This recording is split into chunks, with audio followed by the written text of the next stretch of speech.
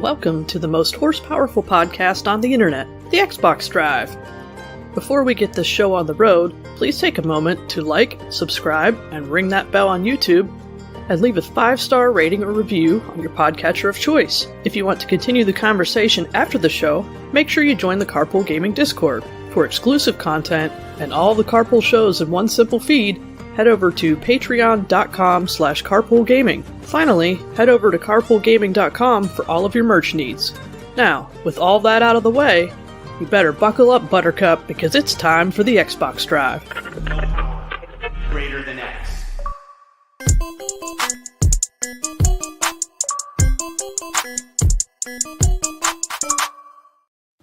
Hey everyone, it's me, Sean Capri. I'm glad you're here because you're listening to the most horsepower podcast on the internet. It's the Xbox Drive. I'm on a Skype call with my good friends Mitch Bauza, and the meteorologist on the moose makes the return, Ryan Turford.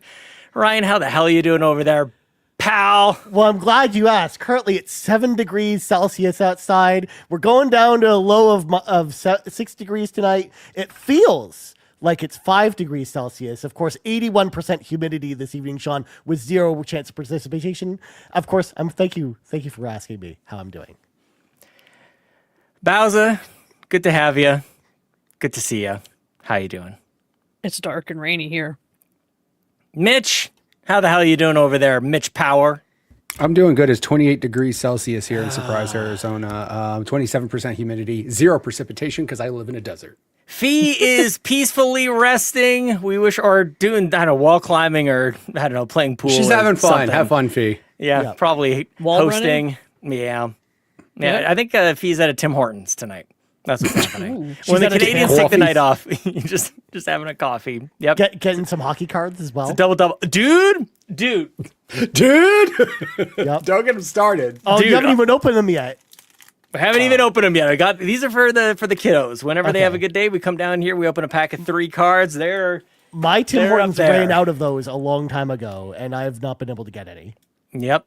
What a Canadian-ass thing to do. I have Pokemon cards over there. I have I have the same theory as you, right? Yeah. I got like 8 Pokemon packs up there. So when they do some chores and they get a little reward, in Canada, shit's different, apparently. I thought you were going to make fun of me for having that up there, but actually, we're the same. We're not so different. We're the same. It's just different because of a border. You know what I mean? Yeah. There's a border that just makes it's an things slightly imaginary different. line, really, when you think about It it. really is. There's no one there border. There's nothing there. There's nothing there. I mean, in some places, there is something there. It takes you a long time. You got to line up. You got to answer the questions all correctly and stuff. You got to have that special book with you with your picture in it. Yep. Yeah, that kind of You stuff. don't need to do that. It's an option. I mean, dude, if just a quick side tangent, this is going to be the biggest episode of the damn year. We have so much to talk about. But maybe if you just don't go on the road, just 20 yards off to the side, you could probably be fine. Yeah. Anyway, just cross the borders legally, everybody. Anyways, this is the Xbox Drive, episode number 408. We are live on twitch.tv/carpoolgaming, live, and on youtube.com/carpoolgaming. Before we hit Patreon, before we hit free feeds around the damn globe, we've got a lovely chat. Everybody looking great. Absolutely nothing happening in Xbox land this week. Certainly nothing to talk about. Ryan is here. Because, Ryan, you have played Ninja Gaiden 4, you have reviewed it, you've also played a whole bunch of other stuff, so if anybody's wondering why we've got Ryan, of course, one of the illustrious alumnus of the Xbox Drive. Thank you so much for being here. Lots to talk about. We're going to skip past the geek outs and the shout outs because we're going to talk a lot about Ninja Gaiden 4, the Outerworlds 2, I think Ball Pit maybe here a little bit. I almost never tease what we have going on in the show. This feels great. This is nice. We actually have a plan. Nice. All right. Well, quickly, because I'm the one leading the show here, I have a quick shout out. Joe After Work, twitch.tv/Joe After Work, has opened the application for partner. Go keep supporting Joe After. It's a big deal. It's a lot of work, a lot of hours, a lot of people watching all at the same time. Congratulations to Joe After Work, a dear friend for a very, very long time. Just one of the best at it. So shout out to the Joe After Work. All right. Is there something else after the housekeeping? Housekeeping! There she is. There You she spoiled is. it. Yeah, spoiled the housekeeping. Okay. Am I doing the housekeeping? Yes? Ryan, you didn't want to do the housekeeping? No, I don't even have the document open. Carpoolgaming.com is where you find all the stuff. My goodness gracious, you guys. You can support us at patreon.com/carpoolgaming. Choose the tier that's right for you. You can hear me and Ryan talking about House on Haunted Hill, a lovely horror show. If you want to get into the mood, if you're feeling spooky, if you realize, oh snap, Halloween's coming up, we got just the stuff for you. It's behind the paywall, of course, you silly goose. But you could try that 7-day free trial and try to get through all of the content. Go listen to that. Go listen to the Nintendo Drive post show. Go listen to the Pants Patreon podcast for Patrons podcast, starring none other than our doctor, Garrett Bland. I think is next. I'm doing this all top of my head. I've got the housekeeping document my open here episode is somewhere. also this week too. If you want to hear more from me. Ryan's in the past. Garrett is the future. Your favorite carpool gaming host answering all of your questions. Oh my God, I'm on one tonight, you guys. That's a great show. I love it. You just get one of us solo dolo, just us and a mic, one person at a time. It's really great. Garrett is going to do a great job. Get your questions in if you are listening and watching live, or did Garrett already record it? Did Garrett record it already? I don't know. It might be too late. There's no way That's to why know. you got to live in the moment. Hurry up and don't let a moment pass you by. You might miss your chance to ask one of us questions. Go listen to that.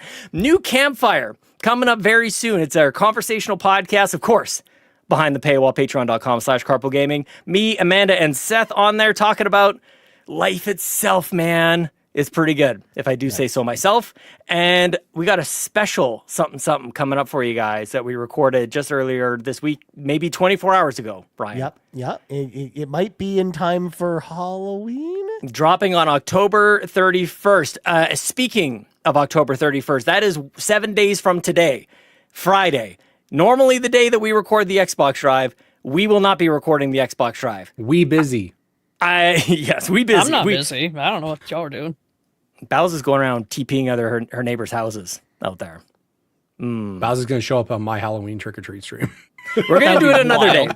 So check out the Discord on to stay up to date on when we're doing it live. Also, be sure to follow us on Twitch because I'm streaming there all the time, raging about probably some game that This I'm whole playing. week, We'll man, talk about you've later. been there like almost every day. I had to take today off. I was feeling like garbage. Yeah. Feeling like crap, and I didn't want to embarrass myself being frustrated with the game.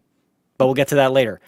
Anything else? Oh, the CPG, we announced earlier this week in the Discord something very cool that is going to happen at Extra Life that was unlocked earlier this year at CPG Days. It's the CPG Host Awards. It's like the People's Choice Awards. You, dear viewer and listener and or bystander, somebody who's in the car just happened to listening to this because their partner or spouse or somebody in the car wanted to listen to it as well. Go vote. Go in the Discord. I was about to read this URL, but it's a Google form and it's a nonsense. I think we'll have the links in the show notes. Go pick your favorite host. Who's the most gamer? Who's the most influencer? Who's the most likely to get in an argument? Not me. Definitely not me. I'll fight you if you choose it. Go vote. It's going to be a great time. Vote for your favorite bit of the year, our favorite mom of the year, favorite episodes of the year. It might even be this one. You guys, this might be Could your be. favorite episode of the year. Sorry to everybody that already voted. It's going to be so much fun. Oh, yeah. I guess so. Whoops. Damn. Okay. I think that's it for CPG Host Awards. It's really fun. It's going to be great. We're going to be talking about that for the next week because Extra Life is right around the corner, everybody. extra-life.org/participant/carpoolgaming. Go donate because guess what? Special announcement, you sons of bitches. Uncle Tim donated a Series S and you can win a Series S. So don't miss out on that among many other prizes, not Xbox related, but thank you.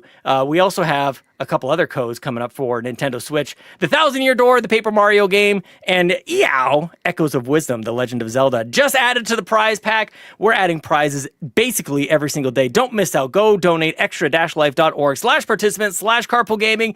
You don't want to miss it. It's going to be incredible.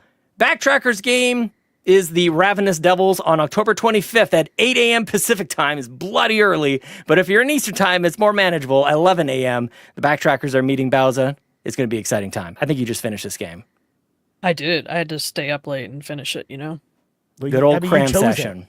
Very Yep. nice.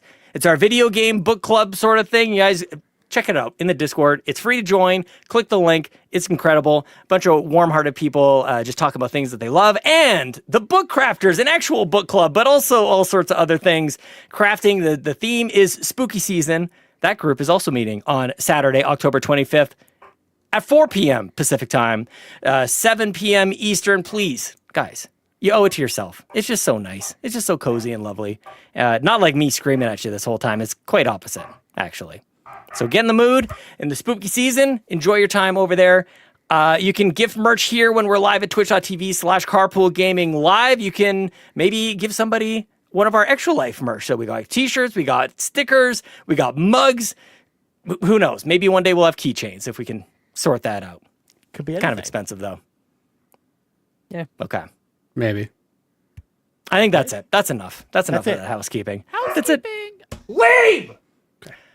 This is quite a week, my friends. Xbox waited, I don't know how many weeks and months.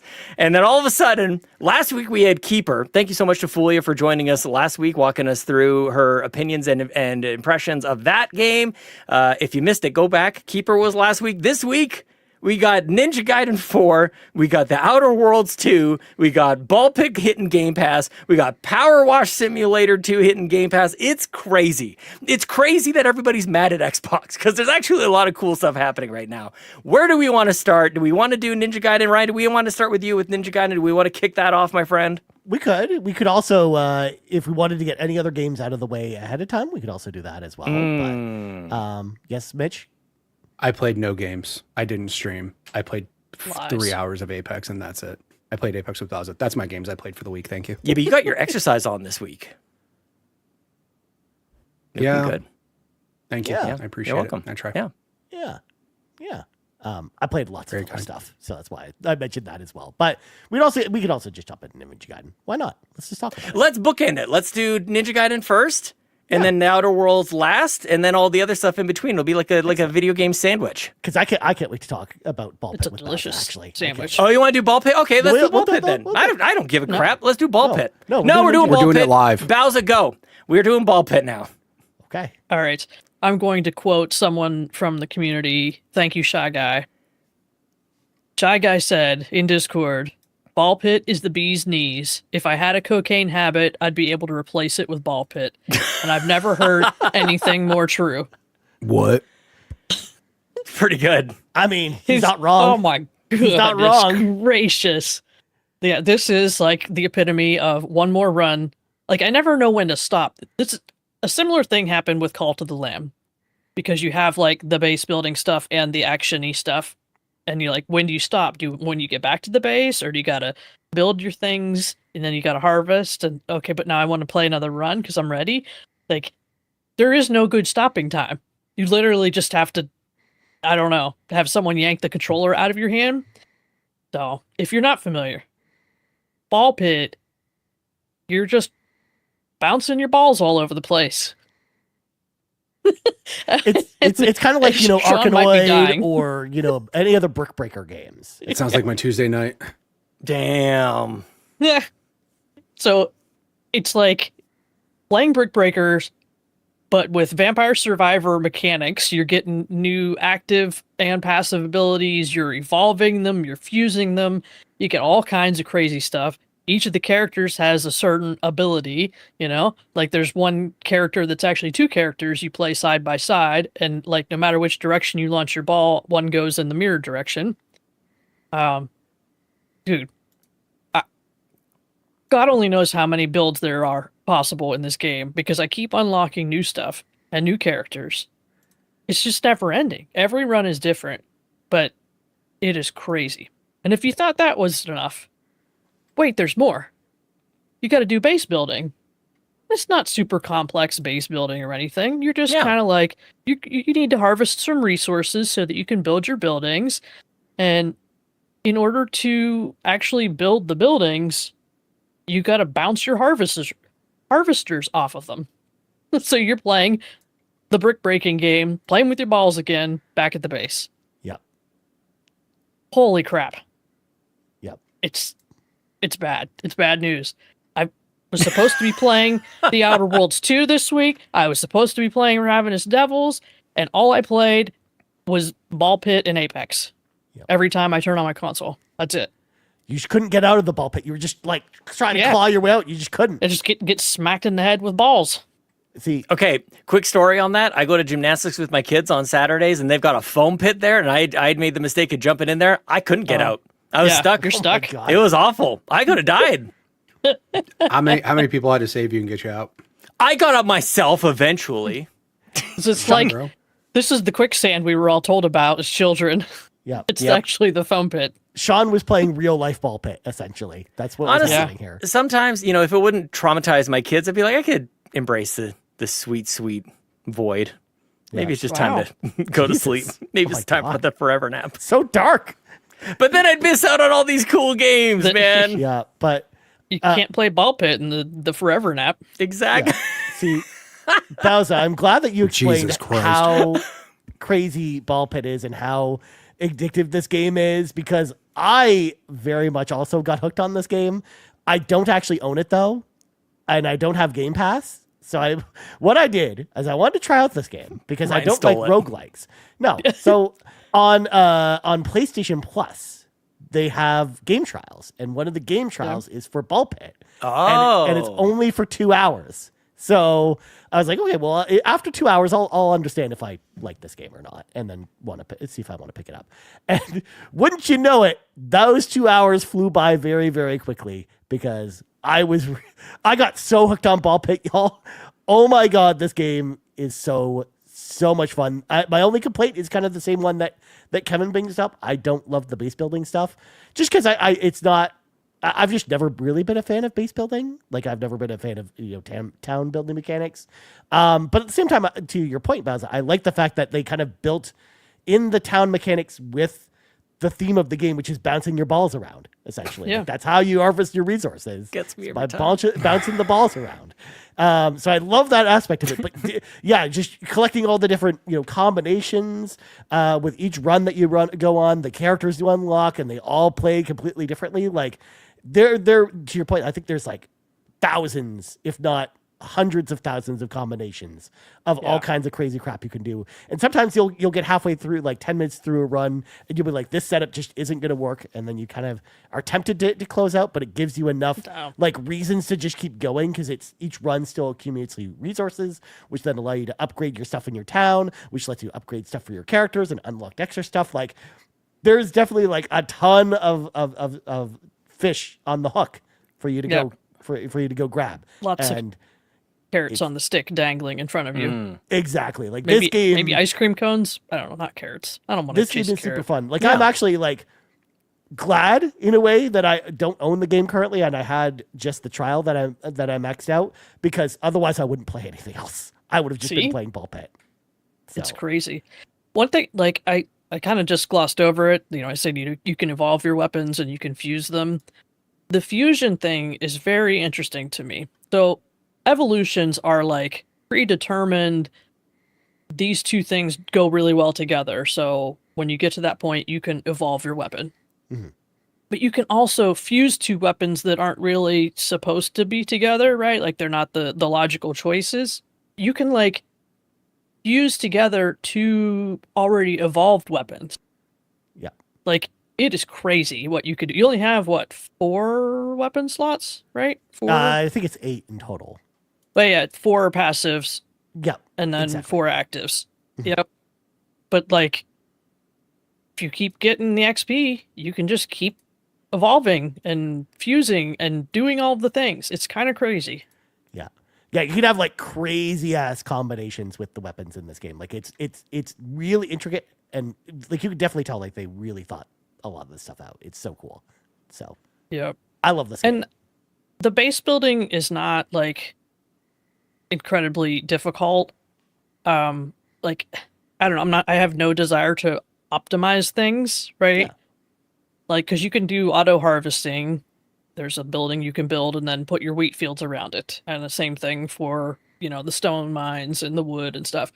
But I don't know. It like there are things you can do, like if you place certain buildings near other certain buildings, it improves stats, but I haven't found like a need to really dive into that. I'm just like building all the stuff that I need, because you have to get new characters, you got to find the blueprint for their house and then build their house. Yeah. You got to have somewhere to live, right? And one of the nice things about the base building stuff too is that when you go back to town, you really only build the buildings that you want to build, and then you shoot the ball once, and then that's it, and then you're back into the action right away. So it's not like you're not wasting a ton of time doing that. It's really maybe it's really quick. Less. That's why it's tolerable for me. Where it's like I think it's even something less intrusive than like the home that you go back to in Hades 2. Because as much as I like Hades 2, I felt like that. Like doing all the upgrading back in town, like kind of like grinds that even more to a halt. And that game's just lucky that the story is so good that it kind of works out okay. Whereas this, I just feel like it gets you right back in the action, and I think it's better off for that. So yeah, people should play this game. It's on Game Pass. Everybody should play it. Yeah, go play. Even if you don't have Game Pass, it's $20. Yeah, you'll definitely get your money's worth out of it. Yeah. Nice. So I like it. I'll give a Bowser pro tip for the base building section. All right. So you've got to like bounce your characters off the building to complete construction, right? For them to work on it. Make a little area in your farm where it's just like one empty square, and then you put the new buildings right around that and launch them in there. Done. You don't even have to think your about ball everywhere. Yeah, just goes. You're done. Yeah. Oh, so because otherwise, like if you have everything like all spread out around like your wheat fields and your forests and all that, like you might only get each character to bounce off the new building once, right? Whereas if you put it in a tiny little space, then they're just going to keep bouncing off of it, and you'll make sure it gets fully built. You get so many resources that way too. Yep. So you get so much stone. Everyone play. Is there an end? Can you beat it? Can you complete this game? Can you roll credits? Is there a wait? Why are we pitting balls in this game? Is there a who cares? I'm just asking. You're exploring these dungeons in the pit, essentially. Okay. And I think there is a way to clear all the dungeons, and that's essentially the end of the game. Okay. Yeah, you have to like complete a level with different characters to get gears to unlock the next level. Nice. So eventually you got to beat all the levels, I guess. I mean, I don't know what I'm doing in you could replay, so this question is right. I'm just curious. Yeah, I'm having fun with that game, so that's all good. Nice. That's ball good. Pit. It's awesome. Go ball play pit. So good. Nice. Are we done now? So I can go play some ball pit? No, we're gonna be here for quite some time. I mean, you can play it off to the side if you want. Just don't pay attention. It's fine. Yeah, I mean, it wouldn't be the first time someone did that on a podcast. For sure.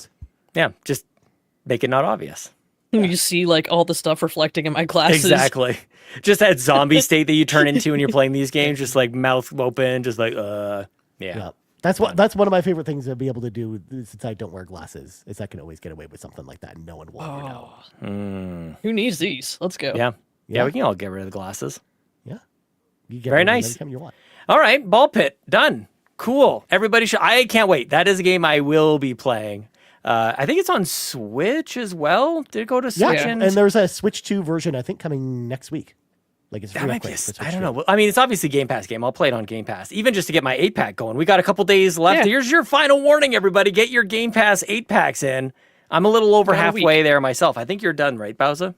Mm-hmm. As you take a sip. Sorry about that. Throw a question It was a good month on the Game Pass side of things. Yeah. I knocked that out early.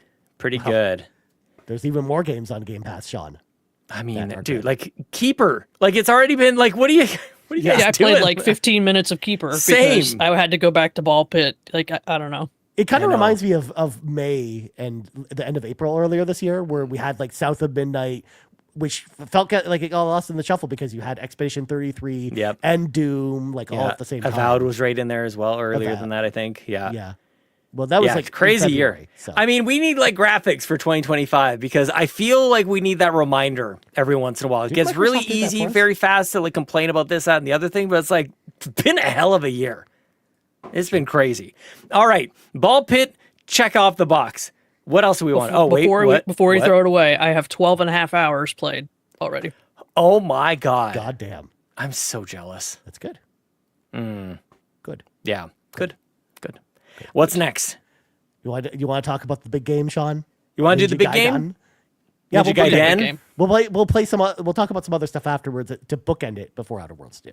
Sounds good. Well, look, if we don't talk about Ninja Gaiden soon, people forget about it, man. Like we're moving that's on, true. like on a daily basis here. I think people are already doing that because I saw like Giant Bomb always does every week what they refer to as the Bomb 12, where people in their audience vote on what they're playing. And Ninja Gaiden was like 9th out of 12 on their list. Yeah, well I below don't. Ball Pit.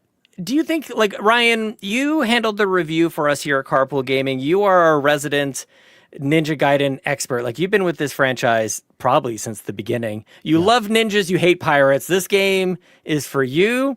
So yeah, like, but has it always been this way? I feel like it's been kind of niche. Like it actually sits outside of the Dark Souls kind of zeitgeist that happens. Like this is not a Dark Souls game, but it's a challenging game, the big old action game. Well, like I talked about in the review, it kind of reminds me of like Dark Souls mashed with Doom 2016 in a way. Okay. Like it's got that fast action of Doom 2016, but it's got like some of the hard elements or gameplay elements of like that you'd find in a Souls-like game. The bosses for sure. I think like iconic, epic boss battles that have multiple stages, and each stage has like a bunch of different abilities that they get. Yeah, like it's very much like that in a way. But yeah, Ninja Gaiden has always been a series. Other than the older 2D style games, Sean, has always been like a series that's lived on kind of the periphery of a lot of people's minds, and it's a game that a series that hasn't sold stupidly well. I think like the older NES games were actually pretty successful.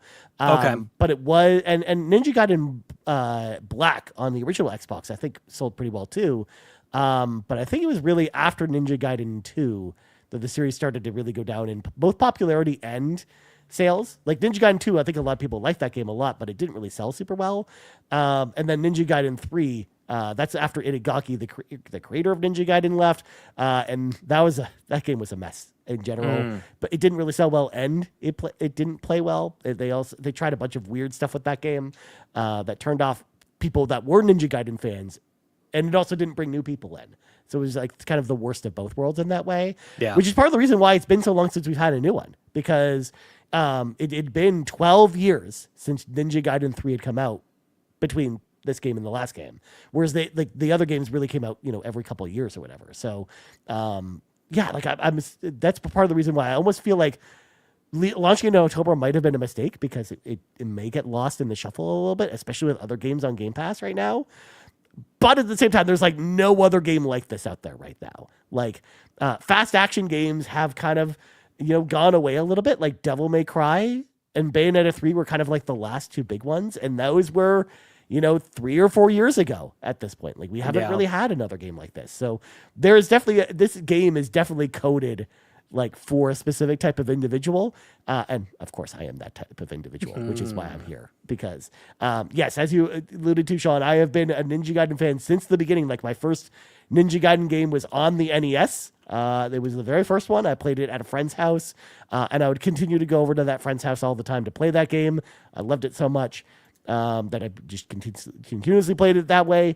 And I've beaten every single Ninja Gaiden game leading up to this one. So when Ninja Gaiden 4 was coming out, and when they first announced it, like I was a little bit worried because of how they kind of screwed up Ninja Gaiden 3, and especially because Platinum's current track record hasn't been great, and they kind of co-developed this game along with Team Ninja. But as people might have seen from my review of the game, I love this game. I think it's freaking awesome. It's honestly one of the best action games I've played in a long time. Like it's definitely up there with some of the greats. Devil May Cry 5, Ninja Gaiden Black, the original, Bayonetta 2. I think those are some of the best fast action games of all time, character action games, that I think Ninja Gaiden 4 is definitely up there. I know a lot of people had some complaints about the story. We're not really here for the story in Ninja Gaiden. No. I have no idea what's happening in this story, Ryan. And you don't really need to. It's more, it's just about having fun, beating up these enemies and showing off your moves and hoping you don't die too. Because as you alluded to, Sean, this game can be pretty difficult. I know you're playing on normal difficulty, but like if you play on the harder levels, then they mix it up with these like new enemies that have new mechanics, and like they change up the battle system quite a bit on the other difficulties, just to make it even just even make it even more difficult for you. Yeah. But I love this game, but I've talked about it enough with the review and stuff. So I want to hear from you, Sean, as someone who's new to this franchise, like, or I should say, you've tried other Ninja Gaiden games before, never really gotten into it. So I want to know what you think about this one, man. I thank you for that. I had a really stupid hang up when they re-released Ninja Gaiden Black earlier this year with the remaster. Like, these games, they're so stylistic, they're so gorgeous. Like, and I'll get to that in a second. And so I was excited to play it. And now it's just a storied franchise, been around forever. Seems like something I should have in my sort of like my catalog. Like, it's one that I should have played. Like one of those, we've talked about this, like a bucket list kind of game. I should play a Ninja Gaiden game. And I loved Blood Rage or Ragebound earlier this year as well. It's been a good year for Ninja Gaiden. So I've wanted to play it, but it's so fast. I couldn't tell who I was. I couldn't differentiate my character from the enemies in the remaster that we got earlier this year. And I feel like this game, right at the start, they kind of I felt like they were listening to me, because in the there's like a training sort of like first chapter, like this is how you jump, this is how you dash, and this is how you slice people up. I'm in black and the enemies are in white. And I'm like, it couldn't be more clear for me. I can see it because things start moving really, really quickly. The camera is swinging around. There's all these crazy moves and everything.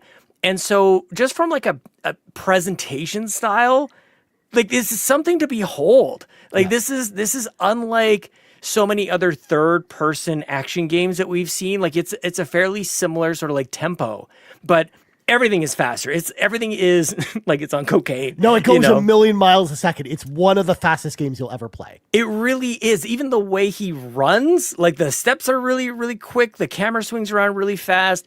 And so it's kind of hard not to feel just really cool playing this. Like, the game does a nice job. It is difficult, and I'll get to that. But before any of that, it's like this is gonna look like a John Woo movie, like an action flick, and it's just so cool to do that.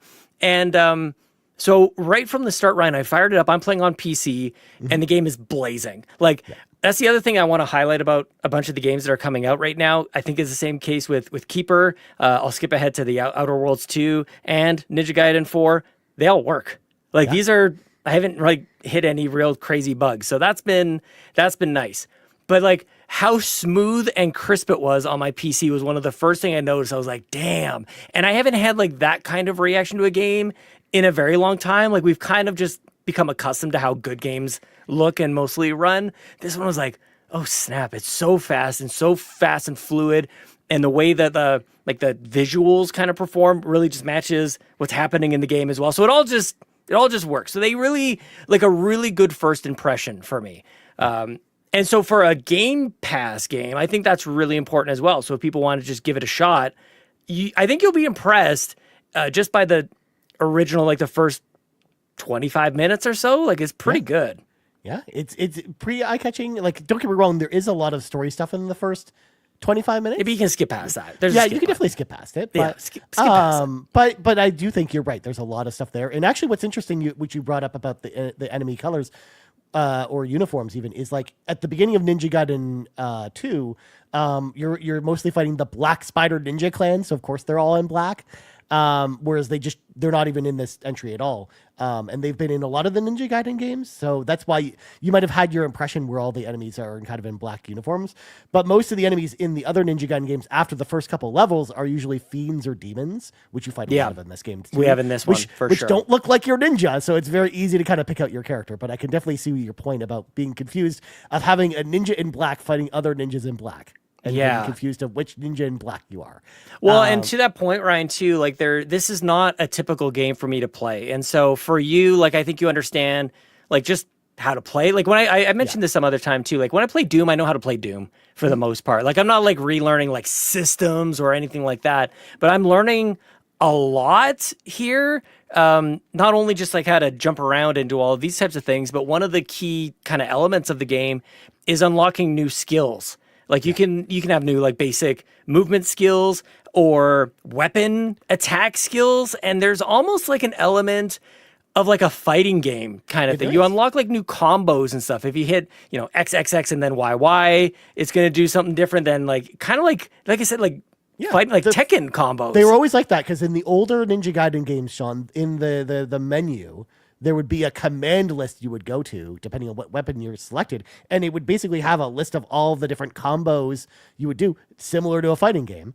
And that leads to actually one of my favorite new features in this game, which is something we see in a lot of new fighting games, which is the practice menu, the practice rooms. So every time you learn a new ability, it prompts you. It's like, hey, do you want to go try this in a practice room with like a practice dummy? And it gives you like all the on-screen information you need to know to complete the move. And the game will let you try it as often as you want until you get it down, and then you go back in the game and you go from there. And likewise, if later in the game, if you've maybe put this game down for a while and you come back to it later and you want to familiarize yourself with it, if you just go to the menu, there's like a section called battle techniques, and it'll have every move that you can do in the game in a big list. And there'll be a video of the move being shown. But then if you click on it, it also brings you to the training room, which you can try it out again and kind of refamiliarize yourself with the game. Which again, it's something that we've seen a lot in fighting games now. So I'm glad that they've really kind of translated that over here because I think it really helped.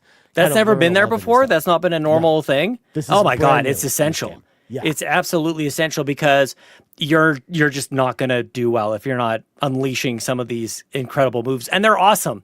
Yeah. And just so I want to, because I don't imagine there's a lot of people like watching or listening who are as experienced with Ninja Gaiden as you. I feel like you and I are tackling this from really unique experiences. Like I'm the newcomer dummy, and you're the you've been here before. I've beaten the first game on Master Ninja difficulty to brag. That's insane. Yeah. So I mean, yeah, that just kind of shows the spectrum that we're on here, because at first very intimidating for me. All the different moves. Like I just saw do I really have to do this circle with my thumbstick and then hit this button and then that button?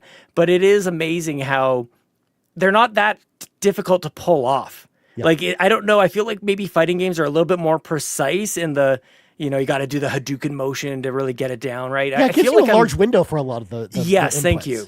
Which is good. Now, I will say this, though, Ryan, because I am enjoying all this. There's a couple different weapons that I have, a couple different modes that you can kind of attack people in.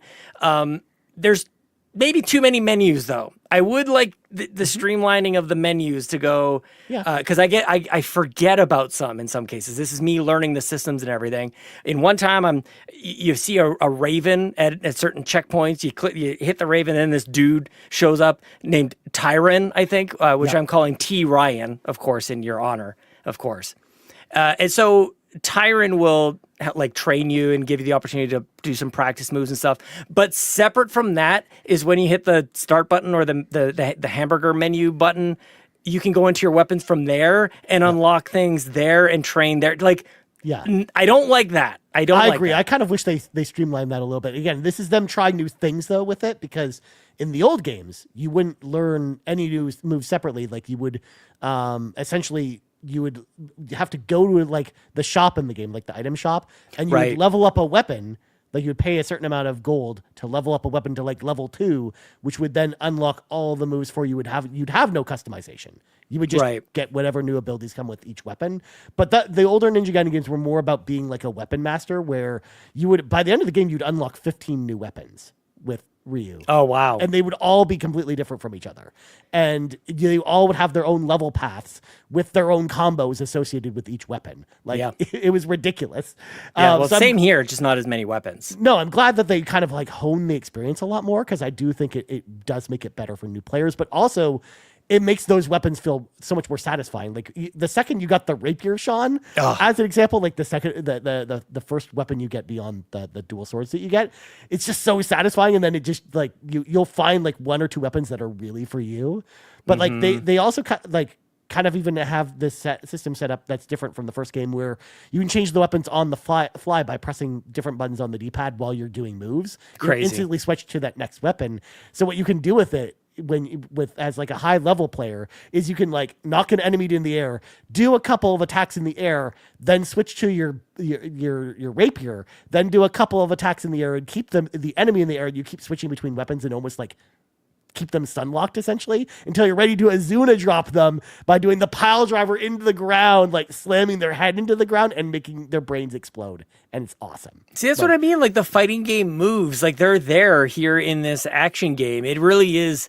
It's great. And like you dismember some of the enemies, you chop a limb off or something, and then they're ready for obliteration. Yeah. And it's easy. Like these finishing moves, basically you hit Y. It's like, oh, I beat this guy up enough. You hit Y, and then, yeah, you might drill them into the ground or like cut their head off or something crazy. By the way, in case it's not obvious for folks by now, super mature rated game. Like it's don't let your probably the most violent game I played all year. No. Yeah. That's not red syrup?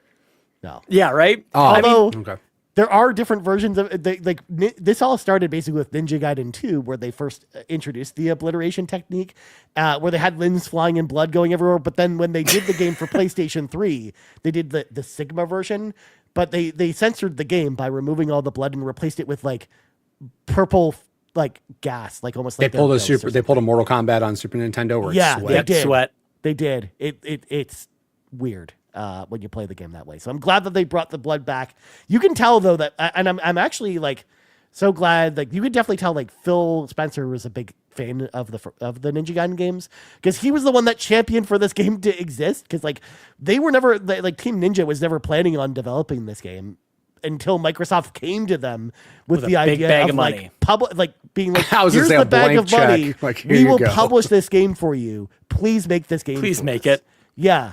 And I'm so glad that they did. I just hope that enough people give this game a chance, because I think if people who like, Souls-like games, or if they like games like Doom and they've never given a Ninja Gaiden game a try before, or maybe if they've given a Ninja Gaiden game before a try, but they haven't played in a while, like I think this one will get a lot of people I agree on board, especially if you like games from Platinum. Like if you like Nier Automata or Astral Chain, like this game is totally up your alley and you may not even know it. Like so I hope this game finds a big audience. I saw like look on Steam DB charts, like there's still a lot of people playing this game on PC even. So yeah, I think it's definitely finding its audience, but I really hope that this eventually leads to, as Kevin alluded to in chat earlier, like I hope this leads to a fifth Ninja Gaiden game and the series can continue, especially because this year has been a really good year for Ninja Gaiden, because we had, again, 2 Black came out earlier this year.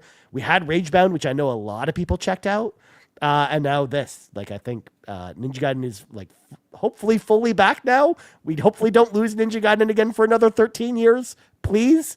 Because this is honestly one of my favorite series, and you can probably tell why from either listening to the review or just hearing how passionately I talk about it on the podcast. I'm pumped, man. I love discovering new things. Like I don't want to be playing the same thing over and over and over again. And for me, this does represent something new. It actually may even be a bit of a gateway game as well for me to go back to Devil May Cry, or I've had Bayonetta sitting on the shelf for years.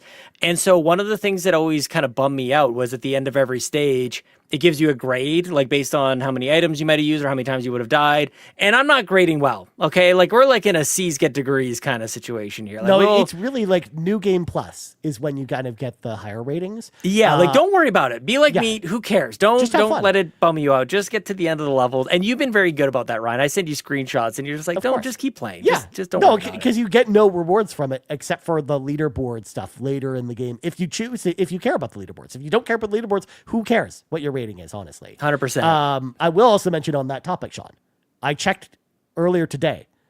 I am still number 2 in the world on the second level of this game, playing through it. Number 2 in the world? On the leaderboards, yeah. Oh my gosh, that's crazy. Don't worry about your grade, Sean. I'm just like, can I finish? I love doing the leaderboard stuff because I am that person. C for Capri. C for. But that was a score that I achieved like well before many people had the game, and it still stands. So that's impressive. I'm pretty good, and I have many scores that are like in the top 10, including my. Like just my first run through is like still in the top 10, I think. So, well, I think the leaderboards are one element, and like New Game Plus, there's a couple elements of like stickiness to the game. Like there's a lot of stuff that's there to keep you around after the game is over. Because first of all, it's going to take you about 10 to 15 hours for your first playthrough. Then after that, there's New Game Plus.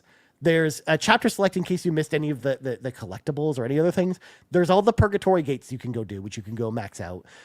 There's a new difficulty that unlocks Master Ninja difficulty, which is crazy difficult. There's also trials, which are basically like boss fights against all the different bosses, but then also they'll like mix and match things where you'll fight certain, enemy closets that have like specific challenges associated with them, where you have to beat them with a certain weapon, or you have to beat them with the enemies being invisible, or like all kinds of crazy modifiers like that. Like, dude, there's so much crap to do after the game is over that like you could spend, if you were really serious about Ninja Gaiden, like 100 hours playing this game. Because there's enough stuff. Can you go back to I guess one of my challenges is, I have to admit this. I'm on chapter 7, I think it is. And chapter 7 is a boss chapter. And it's this dog that like can fly with peacock wings and rocket jetpacks. It's got bells on its belt, on its wings that shoot rocket.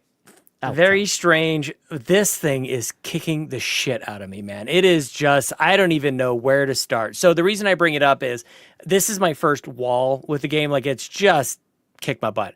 And actually that's where I discovered the purgatory levels that you briefly touched on. So there's like these it's almost like Horde. It's you find like these blue flames you jump through, and it's a couple challenge arenas with increasing difficult waves, and at the end you get some sort of reward, some sort of currency and reward. The reward is based on how much you wager. Like you can go into it with half health and you get like double the rewards essentially. Right. So that's pretty cool. That seems to me like the only other way to like kind of grind for currency and things like that. And so I feel like I've missed, like there's these missions that you get assigned or that you can accept with other rewards as well. I feel like I'm playing this boss in chapter 7 with not enough health. Actually you have close to the maximum amount of health you could possibly have at this point. I watched a video and they look like they have more drops, but maybe it's good to confirm because I just don't want to like feel like I've missed something. I think in the first couple chapters you might have, I think if you do all of the side missions and get all the collectibles, you may have had 1 or 2 health upgrades, but the health upgrades are literally like this. They are they're just big little, on your bar. just little. Mitch is laughing. No, at me. I think you've just got. What are you talking What are about? you laughing at me for, Mitch? No, I just like, he was just like, it definitely looks like I can get my health upgraded. And Ryan's like, all right. not by much. You just Not suck. really. Just Not by get much. good. Yeah. He didn't say, no. Okay. But Ryan did it respectfully, I will say. Yeah, He didn't that's just fair. go, because again, me and Ryan would react to these things very differently. So, I mean, Ryan, you're a good man. I'm just saying. Yeah. No, it's more just. I think you just need a different approach when fighting the second phase of the boss. That's more. Dude, I can't even get to that. I'm different like approach. moving backwards with this. I'm so frustrated with it. But Have you tried not dying? I'm gonna train. Have you I'm tried gonna not do dying? the thing. I'm gonna train. I feel like this is the way it's meant to be. Like this is a checkpoint because I'm sure it doesn't get easier after this. So I've got it to does hone my not. skills here. You just wait till the 3rd or 4th boss shot. Sounds awesome. But even then, While I've we're had a on good time. the topic of bosses, Uncle Tim wrote in and said, Ninja Gaiden 4 is so good. I got to the multiple army boss last night and I remember watching Ryan beat the snot out of this one. I can't wait to hear y'all talk all about the positive things this week. Yeah, good game. Thanks, Uncle Tim. Yeah, this game is awesome. I can't honestly. I wish that more of the reviews kind of reflected this a little bit, but we're not going to get into that. But I just encourage people to try this one out if you've got Game Pass. Yeah. like, it's a slam dunk, especially if you like platinum games, like or Dark Souls, and you want something like another challenge that's faster. Like this is a slam dunk, and it's also like plays in the reason you and I have talked about it before on the show when I used to be part of Xbox Drive, Sean. But like, it's part of the reasons why it's hard for me to get into a game specifically like Dark Souls because I'm so trained on games like Ninja Gaiden or so Devil May fast. Cry that are kind of doing the same thing but are so much faster. And I like just that fast speed instead of kind of the slow kind of ploddingness of like a Dark Souls or a Bloodborne. Yeah, it's very, very combo heavy. Mitch, you should hear the sounds I make when I pull off like a combo after a combo after a combo. It's just like, oh man, like it just feels so good. It feels Or just so when you cool. killed like that first army boss dude for the first time, Sean, like cutting him in half. Yes. The finishing moves look so cool. Too, by the way. It's just a video game as video game, Mitch. Yeah. I mean, I was just about to say, I think like, I want to say Dark Souls, Elden Ring kind of took away a lot of the fast paced stuff Because I think when that genre became popular, people are like, wait, this is really fast. I like it, slow it down a Right. little bit. So I think like there was a lot of games, like you said, Devil May Cry, Onimusha, Ninja Or even Gaiden, like that God were of all War. Like God the of original OG God of War, right? 1, 2, and 3, right. Oh, Like those were snap, super yeah. duper combo heavy. All of that, basically any action game that was on PS2 for a minute there, Yeah, it was just like Prototype. exactly like all those were just heavy on combos, right? And then like Dark Souls, Elden Ring came out as a little slower, a little more methodical. Like, okay, I gotta plan things out a little bit different. But I can attest to the original Ninja Gaiden on Xbox being so goddamn hard. It's such a hard game, and I'd never beat it. And it's one of those things like I wouldn't mind trying it again. So I'm not gonna make fun of Sean saying like Sean sucks at the game, because I got to a point where the first controller I ever threw in my life was Ninja Gaiden. It was I got to probably with Alma. Alma too. Of all Yeah, it things, was. Too. Thanks Yeah, for reminding me. I went to therapy knew for it. this. That is everyone's wall with the original Ninja Gaiden is the Dude. boss Alma. Like halfway through the game, she bursts out of this church window and she's like so hard. Like that's and still the boss. I swear to God, on everything, I got her this much health. She did a new move I've never seen her do a day in my Yeah. life. I threw my Xbox controller across my apartment, walked into work and bought a new one, and I just said, Alma. And they were like, we understand. Yeah, It's that like, sounds about right. It's ingrained. I don't remember stories of video games that I've played over and over and over. I will remember Alma's name till the day Memorable. I die, because that evil woman just ruined my whole experience with Ninja Gaiden. That's super many fun people's game, story though. with that. Like, I get where Sean's coming from, though. I'm not gonna say Sean sucks like at all, because I mean No. I've hit that wall too. There's also like towards the end of that game, I actually did beat Alma, but then like there's a section where you have to beat like 4 bosses in a row. Yeah. And I'm just like, I can't do one of these in a row. Like I'm good. Like If it makes I'm you feel better, Mitch, after that, there's other sections where you have to beat like 8 bosses in a row. So, cool story. make I you would feel spike my better. controller to the ground and leave. Yeah. All right. Cool. Never mind. No, Yeah. not doing that. yeah. And then if you play on Master Edition difficulty, like you have to fight like 3 bosses at once. Does it come with a therapy bill discount? Like, do you get a voucher for anger management? Like Look, with if that? you get Like, good, you don't need any of that stuff. it's very true. I'll shut up. Yeah. Damn. Sorry, I have a question. So Yes. Uncle Tim also brought up in the chat about accessibility options. What do we got here? We got an easy mode for this game. There's a mode called Hero Mode that has Ooh. auto blocking and countering of the enemies. It's kind of like if you've played Final Fantasy 16, there are these rings that you can equip to Clive that like auto block or give you like the auto extra like easy dodge and stuff like that, or the bigger windows for that. And the Hero Mode lets you do that, where it lets you tweak a bunch of different options that you can really customize it for your playstyle. So there is definitely that Nice. as well. And there's no shame, by the way. In fact, I would actually recommend, like, if for people who are newer to this type of game, who have never played a game like this, I actually would maybe even recommend trying the hero mode at first, and then you can change the difficulty anytime when you're playing. So you can just bump it up when you're ready for the harder difficulty, Nice. if you want to. Yes, Mitch. How do you feel about the difficulty thing? Because on the OG Xbox Ninja Gaiden, there wasn't a difficulty. It was get good. Well, it was actually, like, I'm sorry, the well, harder ones. actually- My bad.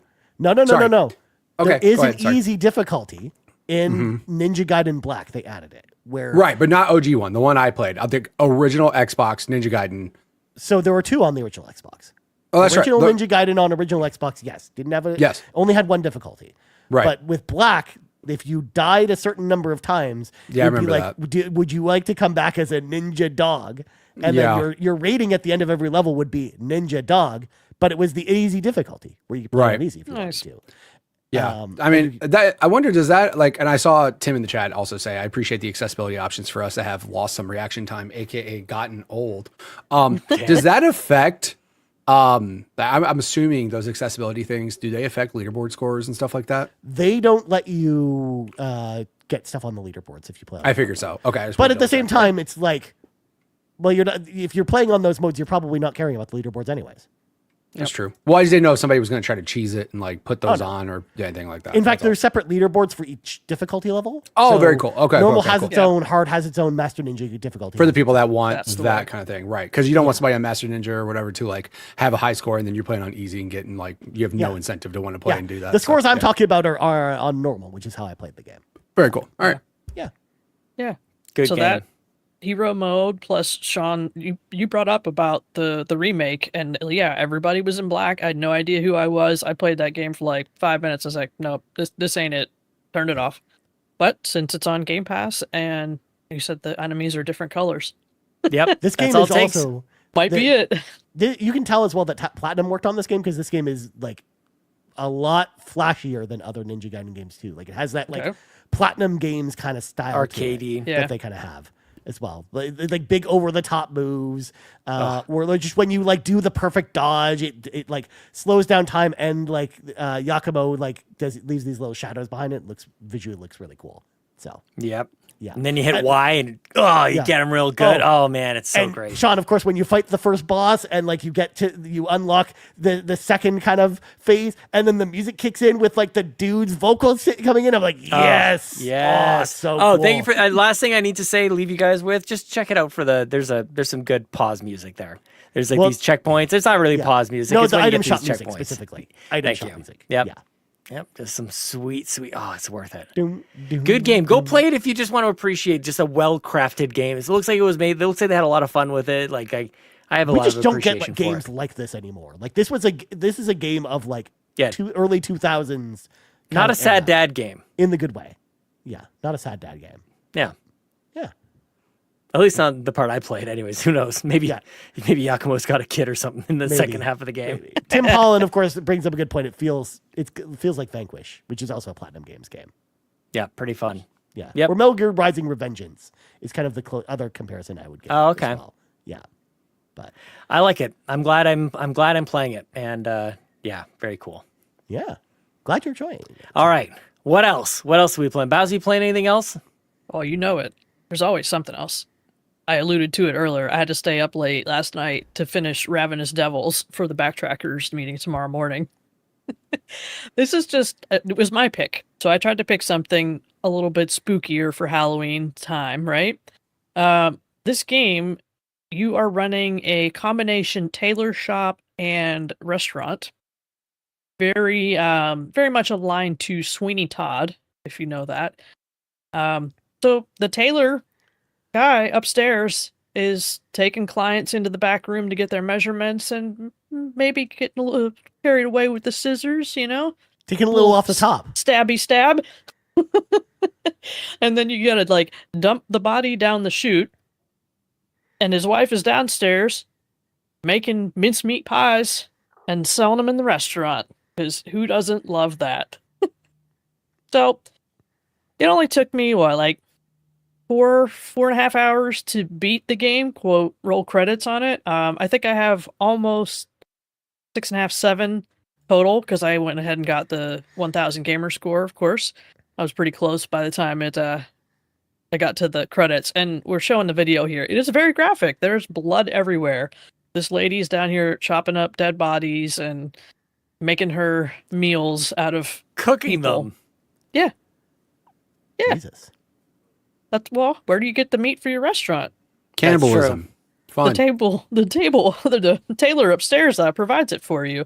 But there is also like a story that goes on. You're getting letters from some mysterious guy, and he wants you to kill particular people that he would like to eat. My God. Jesus. Because why not? And you kind of have to do what he says because he's onto you. Like he knows that you're killing people. And he's like, I won't tell if you do this for me. So, yeah, pretty neat game. Like, it has enough of like that management sim part of it. Like, you got to keep the bodies coming to have meat to make your meals. You're unlocking recipes. So, like, I unlocked tomatoes. Well, now I can have tomatoes in my recipes. And then there's like 3 different kinds of meat. It's wild. Like, you got vegetables, you got eggs. There's a lot of stuff you can do in this restaurant. It's a very high-class establishment, let me tell you. Spaghetti and meatballs with parts. See? Yep. But we're back to the balls again. Not the It's in every balls. game. Jesus Christ. I don't think you can use these ones in ball pit, but you know. Yeah. Just really fun game. It looks so cool. I can't wait to talk about it. It's a nice short game, so if you're in the mood for something a little bit spooky, a little gory, but you want that little management sim side of it, I can highly recommend this one. I've had a lot of fun with it. Pretty perfect, like kind of video game book club kind of thing. Yeah. Like just right timing, right game. You nailed it, Bowser. I love that. I try. I put a lot of thought into it. Yeah, nice job. Nicely job. Oh. I think other than that Apex with Mitch. That's Very it. nice. I think those are the things I've been playing. Are you champions? We have them. Sometimes. Is that's the winner? When you win, you are the champion. Yep. You are the champion. Yeah. Yeah. Not chicken Yep. winner. Not winner chicken dinner? Not Yeah. Victory No. Royale. Nope. Well, with You cheese? are champion. Can we play Apex PUBG champion. at Extra Life? Can we just go back to Yeah, sure. The I OG. feel like that's a bad idea. F it. I'll do it. maybe? Can I'll we do pull that. out the Xbox grease-proof controller that was Yes. meant for eating your chicken dinner and playing Xbox? Yep. Yeah. We can do that. Yeah. Yeah. No, me and Bowser are having fun with Apex still. They have a new Halloween mode. That's fun. I don't know. I wasn't here last week, so I didn't get a chance to talk about it. They have a nighttime mode, so they put Kings Canyon in dark. Everything's like spooky-ish. They have a lot of new skins as well. Like Halloween themed skins that are also really good. Bowser bought a skin, of course. That makes sense. Because again, had to. I will say they do really good job. Apex does very good job with their skins. They really do. They do some really cool designs, stuff like that. So we had a lot of fun though playing that, as well as trying to record. However, I learned something about Bowser. Don't tell her you're recording because then she'll have all this pressure on her to perform. Meanwhile, I do this all the time, but yeah, me and Bowser are gonna, have a little fun thing for you guys during Extra Life. So make sure you guys are there for that, and little tease for that. Make Check sure that you're all out. here It'll be for a lot of Extra fun. Life. Everybody's got to be here for Extra Life. Yeah. Can't wait. Can't wait. Can't It's gonna wait. be good. Yep. All right. Anything else, Bowser? I think that's it for me. Like I said, it's all ball pit all the time. All right, Ryan. I've got a list, John. In fact, I have to pull out my phone specifically Oh, a to remind list. myself of the things I played this week. So we obviously talked about Ball Pit already. We're going to talk about, obviously, the other game that you played, Sean, soon, that I also played for an hour today. I also played Battlefield 6. Oh snap! Really? Oh Battlefield 6. wow! I didn't know this. Yes. I'm sorry, I perked up. What's that? Yeah. That's Battlefield 6, Mitch. I've Yeah, been let's playing go. it. Yeah. I, of course, love to play as the scout class in Battlefield 6. I'd love to be the sniper, but also just, or I like playing the medic as well. Like, I like reviving people and just going Medic's real around fun. and being, I just like being a good support person because, like, being a sniper, even if I'm not, headshotting dudes, I'm at least, putting them on the map for the other people to see. So at least I'm marking the enemies for people or marking tanks or other useful things. But dude, this game is so much fun. It just reminds me of just playing old school Battlefield. I just always hop into Conquest all the time because that's just my thing when playing Battlefields, where you're trying to capture points. And it's just so many players on the map at a time. You've got vehicles like jets flying overhead, dropping bombs on you. You got to watch out for tanks. do. I've always been. They squish you. They can No, squish they'll you. blow your building But up you'll that you're shoot. They'll sitting in. probably blow you up into Imagine another a tank building, sneaking that's up the on idiot. you. Yeah. You just have no audio at that point. You have no headset on. That thing is, the game is loud. Yeah. It is loud. It is. And I haven't played the campaign at all. Obviously, I haven't heard, good things about it, but I still want to play it at some point. I want to give it a good chance because I've liked other Battlefield campaigns. So I do want to at least try it, but all I've been playing has been the multiplayer, and it's been a lot of fun. Damn. Yeah. Ugh. Don't tell me That- good things about this game. Damn it. No, Sean. Too much. No. You played that game. I saw what you did, sir. I know I wasn't good. I This is saw what not you for did, me. and I was like sad because I was Maybe like, we'll try yeah, it Extra Life. Maybe dude, need we some already got coaching. enough shit to play, dude. We're not going to squeeze in Battlefield. It's okay. Damn. We'll play it Monday, maybe. Maybe I'll You know, never that- play it ever. That's true too. You don't have to. How does that sound? That sounds good too. No, so like as far as it goes when it comes to Battlefield, Brian's right. It is very much an old school Battlefield game. Visually, it is gorgeous. Yeah. One thing I will tell you, Ryan, what are you playing on? What's platform? PS5. PS5 Okay. Pro specifically, yeah. Got it. I can tell you, I bought it on Steam. This is actually the first major game I've bought that I did not buy on a console. Like, Interesting. I really debated. I was like, Series X, or I can just buy it on Steam and see how well it runs on my PC. And I can tell you this, that game is so friggin' optimized. It runs so damn good. Yeah. Like, even lowering settings and stuff, it runs so smoothly. Like, they actually did a really good job with it. Tons of like customization options to make sure that the game runs right. I'm glad they optimize it to run on your lowly 4090. But, It's not but that. it also runs really great on console too. Like when I'm playing on PS5, it runs Right. It runs amazingly. Like it runs great. Well, let's say this. There's other games that came out more recently that had 5090s and it ran like trash. That's why I'm That's saying not that. okay. Yeah. Right. No, So- I'm joking around, but No, I it know is you are. it is worthwhile because like a lot of games are coming out not optimized, not running good at all, and it's like maybe we should shout out the ones that actually are. Also, if you're playing on Supposedly- console too, you've got mouse and keyboard controls, so it's you can play it just like a PC game if you want to. So Full crossplay. Season 1 for that game drops on the 28th. The big rumor, which is where my ears really perked up, the BR is going to get shadow dropped that day. yep. And how well the Battle gunplay rifle. is in Battlefield, how insane. Every match of Battlefield, and this is why I love it so much, every match of Battlefield feels like an action movie. There's just shit blowing up everywhere. There's people flying, getting shot by a tank. There's like buildings being blown up. There's like huge Just- puffs of smoke everywhere. Yeah, it feels like an action movie every match. And again, I don't have that brain in my head yet of like, you're playing Battlefield. Shit blows up around you. You're like, oh, I'm gonna be safe in this building, in this corner. Nobody can hurt me. Boom, buildings collapse. You're like, okay, cool. I gotta move now. And so far, like I said, it plays really well, and I'm just super happy about that being a BR option. And again, just give everybody else a reason to be better. Because so far from what I played of this game, I really like it. Everything I've heard rumored about the BR looks really good. And yeah, I just really like Battlefield a lot. Like to the point where, like I said, when Battlefield's beta came out, you asked me, Sean, did you play Call of Duty? And I didn't even care. I know Like that's crazy. I didn't care. I don't was think like, you're I'm alone on good. that. Yeah. Can I ask you a Yeah. stupid tech question about the PC Sure. game? There's like an anti-cheat something or other that you have to. Do you have to change like your BIOS or something crazy like that? Yeah. So here's the thing I'll say. There's it's a kernel level anti-cheat that basically you have to have a certain thing enabled in your BIOS. And now, to be clear, do most computers have this enabled by default? I don't know. Okay. However, it sucks that we have to get to this point because but of we cheaters. do. Yeah, but we do. We do. And I can tell you, playing that game so far, there has not been 1 ounce of doubt ever in that game of is it a cheater? Is it not a cheater? Is it suspect? I haven't had one situation where it's like that.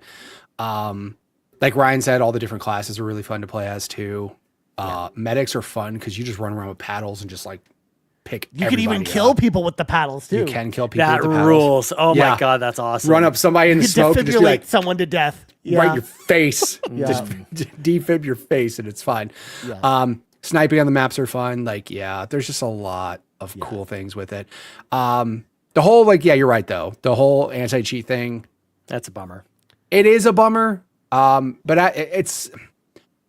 it reminds me somewhat of, and it sucks because you don't want to do this. Back in the day, Xbox Live, it was really nice because it required broadband, which not a lot of people had, which also meant there weren't a lot of kids or a lot of nonsense on it, right? People who had broadband, who had this, it's almost like, hey, people who have the right setup, have their settings right, and they made this anti-cheat work right with it, we're having a better experience now because we're not sitting there questioning half the kills that we get, handed to us. Like, was that a cheater? Am I even playing in a fair lobby? Like, there's no weird stuff like that. And Battlefield so far, one of the complaints was like progression sucked. Like, it was really slow. 2 days later, they're like, okay, we'll fix it. And they fixed it. And it's just like, it's nice to have a developer hear the community, instantly change things. And their new season's coming out. It's got 2 new maps. It's just, they seem like they care and they're doing things right. It sold 7 million copies in the first 3 days. It's the fastest selling Battlefield game at launch ever. You never have to wait for lobbies ever. in this No. game. Regardless of what mode you play on, because there's like Nope. 20 different modes of multiplayer in this game too. Yep. Like there's a lot And- of variety too. And then obviously with all the, I can't remember the name of it, forgive me, whatever, the Forge mode where people are going to build their own stuff. People have built like Rust already. So if you want to go play Rust with Battlefield, go ahead. course they have. All the Call of Duty maps are literally in there. They're already built. They're already like I heard they were populated. You can taking go- them out. I heard that wasn't being Activision's allowed. probably going to throw Yeah. cease and desist their way and get rid of them. Yeah. But there's also cool things like, for example, there's a custom map that somebody made where you can just test out flying things. Like, hey, I suck at flying jets. I don't want to get into a lobby and ruin every jet that's in here. There's a room you can get into that just has like 30 of them. And they're like, go try and have fun. So, I mean, there's like different things. It's not just modes like that, but there's also the community being cool about things. And if August 28th comes out and that battle royale hits, it's going to be really big, and Call of Duty is going to be in a lot of trouble. I'm definitely going to give it a try. Like if it comes out, Yes. like, dude, I can't wait to try that. I need to add Ryan as an EA friend immediately because I had no idea he was playing Battlefield, and I'm like, let's go, dude. I haven't gotten to play it too much this week because I have played other stuff, but I'm glad I've played it. Yeah, I've been busy as hell. I've played it enough to know that I like this game a lot. Yeah, no, it's solid. And like I said, I'm happy to have a game that's just fun without me questioning the legitimacy of the game. Yeah. Because I don't ever have that feeling with Apex. I never have a feeling of like, there's cheaters in this game. But when you know that there's cheaters in the game and then like weird things happen, it just ruins the fun. That's what ruined the first Warzone. The first Warzone, when that game first came out, it was perfect. It was such a good BR. And then cheaters found out how to get in there and it ruined everything. So the fact that there's no questioning in this game is one of the best features. And that's sad and that sucks to say. But I appreciate Battlefield giving a shit about making a good anti-cheat and helping prevent people from doing it. So Nice. Yeah. Cool. Nice. So, Battlefield, really awesome. I also played two other things I'll mention. I won't go into the entire list, but next thing I played was a demo that was exclusive to Xbox and PC. This game is on everything, but the demo for it is only on Xbox for some reason. So I played it on Xbox. I played the demo for Angry Video Game Nerd 8-Bit. Oh, which, yeah. has like a lot of really good reviews for some reason. Because Angry Video Game Nerd, for folks that don't know, is like a video game, like a YouTube video game series. And I'm not really super into Angry Video Game Nerd. I don't love the humor, and I'm not really super into him. But at the same time, this game is actually pretty fun. And Is it pretty really? good. It's a 2D action platformer. Plays very similarly to Mega Man, to the point, Sean, where if you start the game starts with like a select screen. That's basically just the Mega Man stage select screen. You can play the levels in any order you want to. It's just really fun. And that's the thing, like one of the reasons I wanted to give this game a try, it wasn't just because of the reviews, but I think a long time ago when I was part of the show, we got a code for, as part of Audio to Xbox, Angry Video Game Nerd 1 and 2 Deluxe, which was a re-release of this old PC game that they had put out. And that was also fun too. So, and this game's even better. Like the controls are super tight. I love this idea, and it's kind of like Fester's Quest. Actually, it's a callback to that game where, as you kind of earn these power ups throughout the level, like the nerd's gun evolves and become like the bullets become like take up more and more of the screen and get more and more outrageous.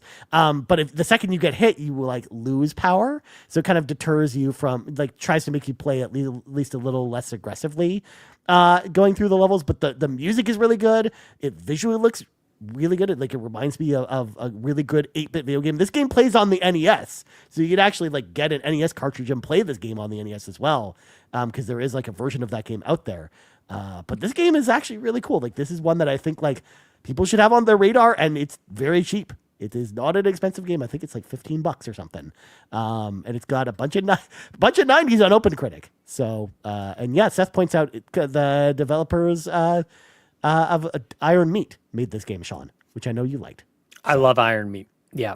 Definitely So- also reminds me a little bit about The Mummy Demastered, but it's not a Metroidvania. No, it's not a Metroidvania. This is very much like Mega Man. Like it's very similar to Mega Man, which one of my favorite game series. So I think they did a great job. Like even if you don't even know who Angry Video Game Nerd is, I think you'll probably actually like this game a lot. Like I think this actually is pretty cool. So it's definitely on my list of games to fully dive into probably in the next couple weeks.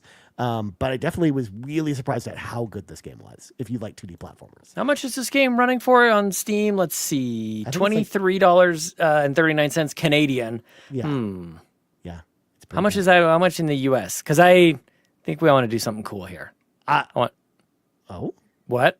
Oh, I mean, it's also like What? I'm saying because I'm like, well, it's actually probably going to be on the ID at Xbox list, Sean, because it's also. It sure is. Go donate extra-life.org/participant/carpool gaming. The link is in the chat. The next person to make any donation you want, you get a code for Angry Video Game Nerd 8-bit. Sounds like a fun game, Ryan. Keep me from redeeming it. All right. Yeah. Keep my backlog I safe. can't wait for Yarden to just give Donate. it back to you. Donate and save Hold the on. kids. I just want to point out something. You cannot donate, get the code and gift it to Sean. That is not, no. No, you keep it. You Unacceptable. can, but you shouldn't. No, please don't. Don't While do we that. wait for that, Sean, I'm going to tell you about this other game that I've been playing. One that I know that when it came out, when we saw the trailer for this is one that you were actually excited about, which is why I'm mentioning you by name specifically. I've been playing Jurassic World Evolution 3. This Jurassic Park building game. I love Jurassic Park, and I liked I played the first two Jurassic World Evolution games, which I thought were fine. They're okay games, but you know, there's a lot of really positive buzz about this one. I was like, okay, well, I'm going to give this another try. I like Jurassic Park that much. And boy, howdy, this game is actually a lot of fun too. Like you're basically building, you get to build basically your own Jurassic Park, and the way you can kind of you've got different skins for the buildings depending on like the different eras of Jurassic Park. Like you could have like your park themed with all the buildings from like the first Jurassic Park movie or the Jurassic World theming, or they have a bunch of different themings from some of the other films as well. You're going out there. You've got like rescue choppers going out and eating dinosaurs in first person view, like you're pulling out the sniper rifle and shooting them with the tranq darts, and then you're then bringing them back to your park, and then you're building a nice enclosure for them. You're making the dinosaurs happy. You're building like viewing enclosures for people to walk up at and go visit and look at the dinosaurs, but you don't want to build too many trees in front of the viewing thing, or they won't be able to see the dinosaurs, and the people will be very sad, just like African Lion Safari here in Canada. I love this game. Even the story is actually fun as well. It's narrated by Ian Malcolm himself, Jeff Goldblum. He reprises his role as Dr. Ian Malcolm, and he's like telling the story about what's happening. It takes place after the latest Jurassic World movie, so all the dinosaurs are kind of like out in the real world, which is part of the reason why you're kind of like wrangling up dinosaurs that are like causing problems for people, and then bringing them to your park and kind of giving them like building your own like what's like wildlife preserve essentially for the dinosaurs to kind of keep them from hurting other people and from hurting each other. Mitch, I believe you have your hand up. Is there a fear of patrons getting eaten? Yes, 100%. So how much does that lower the value of the park? Like, does that like, do you have an insurance claim? Do you have a payout? Like, what happens if someone dies? I'm just asking. I mean, you just lose a bunch of money, and then you get a lawsuit filed against you. So it is a settlement. Got it. Okay. Yeah. So yeah. Okay. It's bad. Can you get in an fact, injunction to get shut down if you get too many of them? pretty early in the campaign, because there's a full campaign for this game, and pretty early in the campaign, they'll teach you about wild velociraptors that'll just show up in your park one day and start murdering all of your visitors. So you got to build like bomb shelters so people can go in there and hide from the dinosaurs. Like, what do you do? Mounted men with turrets just ready for velociraptors to jump a fence? You have like almost like a security team, kind of like in Jurassic World, where they go out and like stop the dinosaurs that are get loose, or like if you get wild velociraptors or a wild T-Rex that shows up, you just go out there and kind of neutralize them, and you can either have it do it automatically, or you can take full control, Mitch. You can take full control of like the dudes in the helicopters. You're flying the helicopter yourself around your theme park, and then can go into first person with like the sniper on the side of the helicopter that shoots the dinosaurs, and as you capture them. Bowser has to worry about possums and shit, and we're worried about wild T-Rexes. Yeah. Like, You gotta watch out she for goes wild out to T-Rexes. her trash, and there's just a velociraptor eating her trash. Like, oh, okay. Yeah. Also, these games are really pretty. Yeah, they are. Like, and not only that too, it's got all the music from the movie too, so it definitely like gives you the feels of Jurassic Park. Like, if you're a Jurassic Park fan and you like, very chill kind of cozy games, like if you like park building games or like Roller Coaster Tycoon or something, like this game is great. It's I think it's Chill, definitely a lot cozy better. games where the Velociraptor eats all the guests at your park. There's that, but you look at these. It's just a settlement. It's not that big of a deal. You have to build petting zoos for the nice dinosaurs as well. Okay. Like, you can do all kinds of crazy stuff in this game. But I definitely think it the way they've kind of honed the experience, because the previous two games, their biggest problem on console specifically were performance and control issues. I was about to say, yeah. But this time around, I think they've really honed the control scheme where it's very, very easy to use. The game runs great on PS5, which is where I'm playing it. You'd also play with mouse and keyboard for this game as well, which is not a feature that was in previous games. There's a tornado. If the dinosaurs weren't already enough, Look, there's a tornado. There's natural disasters you have to contend with. Like there's I guess, dog. There's a Like, scenario in the that's crazy. campaign. There's a scenario in the campaign where you have to deal with a hurricane that comes, and it's like, what do you do when the hurricane shows up? If life's not hard enough with random T-Rexes out in the world, there's a hurricane. Yeah, dude. Oh my god, this game's great. Again, if you like Jurassic Park, if you like park building games, like this is. Why is there one in Phoenix? Why not? What is this? Well, there's one in the Arizona desert, Mitch. Yeah, okay. That's because Mitch's because backyard now. Yeah, now I got to worry about it. All right, they built it there specifically because that's where they dug up dinosaur bones. So fair. Breaking news, everybody. The next donation to Extra Life will receive a code for Jurassic World Evolution 3 on Xbox.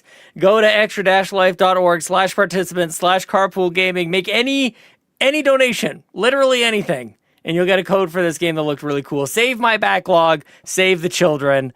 Please make a donation. Win-win. It's a win-win. Yeah, you get a game. It keeps the game off my backlog. Everybody is happy. What a deal. Any donation. Just do the dang thing. And that's an expensive game. That's like an $80 game in Canada. Okay, make a $20 donation. Recommended $20. Well, actually, if it's a deluxe edition, Sean, it's $100 Canadian. It is a deluxe edition. That's Yep. a $40 donation. Yeah, maybe, use common sense. Yeah. Delete the mod. Don't save anything Sean just said before this. It's a $40 minimum donate. I'm constantly refreshing to see if someone is actually donating, but there's no movement. People don't care about dinosaurs, I guess. Damn. But Yeah, or kids. So yeah, that's the last one on my list, Sean. Besides, of course, our last game that we're going to talk about, of course, which I also played an hour of today. Pretty good collection of games here. Unfortunately, I do not have a code to give away for the Outerworlds 2. So yeah, you're on your own the for brakes. that one. Buy it yourself. Sorry. Don't be holding out for whatever. But that is one's next. on Game Pass. The other two are not. So it works out That perfectly. one is on Game Pass. Yes. All right. Do you want to do the Outerworlds 2? Is it time for the Outerworlds let's 2 talk now? about it. Let's do it. Yeah. Oh man. Well, shout out to Garrett Bland, the doctor, for handling our official coverage, our video earlier this week. Go to youtube.com/carpoolgaming. Check out Garrett's official review. Leave a nice comment. And as people have done, Ryan, on your Ninja Gaiden views, as we instructed on the Nintendo Drive earlier this week, go leave a comment. Just leave a random timestamp, everybody. This is the most fun I think we've had with engagement on our YouTube videos in a long time. It's been great. Have you noticed that, Ryan, that people are doing that? I have noticed. It's almost like when you shouted it out. I saw like 3 or 4 people do that on my video. Yep. Maybe they'll do that in Garrett's. Although do it on Garrett's. Yes. The Garrett's review is actually doing pretty well. It's doing very well. Checking out. So Yep. Yeah. Good job, Garrett. All right. And also, well, Garrett we will ain't talk here, about- man. No, but if people want to hear more about what Garrett says, we will be doing like a deep dive on RPG Cave tomorrow with Garrett. So just That's really what I was teeing up. Selfish plug because I'm on that show too. So I'm excited to talk to him about that and Avatar cards tomorrow because we're also talking about Avatar Magic the Gathering cards too. So please be excited. I am. You don't even have to ask. I'm already excited. Yeah. Obsidian has released not 1, not 2, but 3 games this year. What in the world? We waited for years for Avowed. I guess we've been waiting for years to the sequel to both Grounded and now The Outer Worlds. Ryan, where do you want to start with this? I'm a couple hours in. I'm literally 1 hour in. I got to play it before the stream today, so not very long. So very early impressions. Because I didn't get a here. code for this one. I had to actually pay for this one. Oh, dang. Oh, Yeah. Oh, wow. Wow. Look at you. That's I know. rough. Capital G gamer over there. No, that's fine. I didn't have time to play it earlier this week anyways. I was playing Jurassic Park. So Bowser, was your hand up for this too? You're playing this as well? You want to jump in? Yeah. How I'm far are you about in this? 4 hours into it. 4 hours. I have enough okay. into it. I'll give my general impression.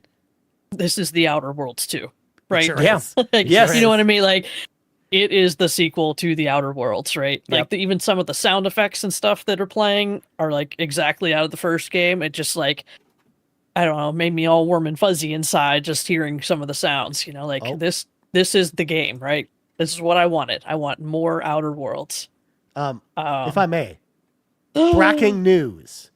extra-life.org/participant/carpool-gaming. We have received a donation, Sean. When you clap, I mean, damn it. When you donate, we clap and say your name. Tony Baker. with the $100 donation to Extra Life. My goodness gracious. Does Tony get both? Does Tony get both of this? Tony- Yeah, that's a both. That's a I don't both. see why not.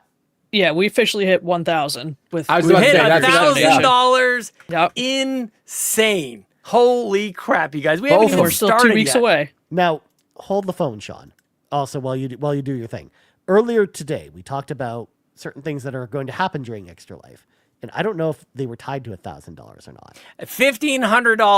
$1,500 When we hit is the first one? $1,500 US, yes, Seth will play Bubsy 3D. Yes, that's the next goal. That's the next goal. $500 more, and Seth has to play Bubsy 3D. It's official. Yes.